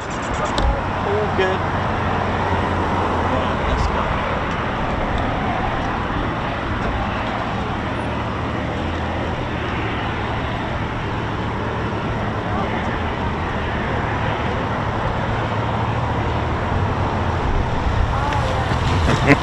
Oh yeah, ladies, sheds and teddy bears, welcome to the Ted Coningsby channel membership. I'm Nikos, I'm your cameraman and commentator. This is our squadron leader, Ted Coningsby. Just want to say a massive thank you to all our members. Guns up and oh yeah. Take it away, Ted. Ladies, sheds and teddy bears, we want to say a massive thank you to all of our subscribers for getting us to where we are today. We have gone all over the country, from as far as Lossiemouth to Bryce Norton, and military areas such as air weapons ranges, low flying areas, heritage centres and special flights for TED 2. We cannot do this without your support, and your support will be rewarded. You can now join the Ted Coningsby Squadron and help fund the channel to get us around the country and provide us with the funds for equipment to bring you better content too. We have 3 levels of membership to suit everyone. With your membership, you'll get access to members-only videos, photos, posts, unlock special Ted Coningsby YouTube emojis and loyalty badges, as well as being able to access our exclusive members-only Discord server. All membership levels reward you with discounts to our online store. Our top level fighter squadron was inspired by many of our fans who supported the channel massively. This is more of a personal experience with me and Ted, giving you exclusive live streams and content from behind the scenes photos, special info and updates, as well as a free Ted Coningsby Fighter Squadron patch for joining. Whichever membership level suits you, we want to say a massive thank you for choosing to join the Ted Coningsby Squadron. Ah, yeah.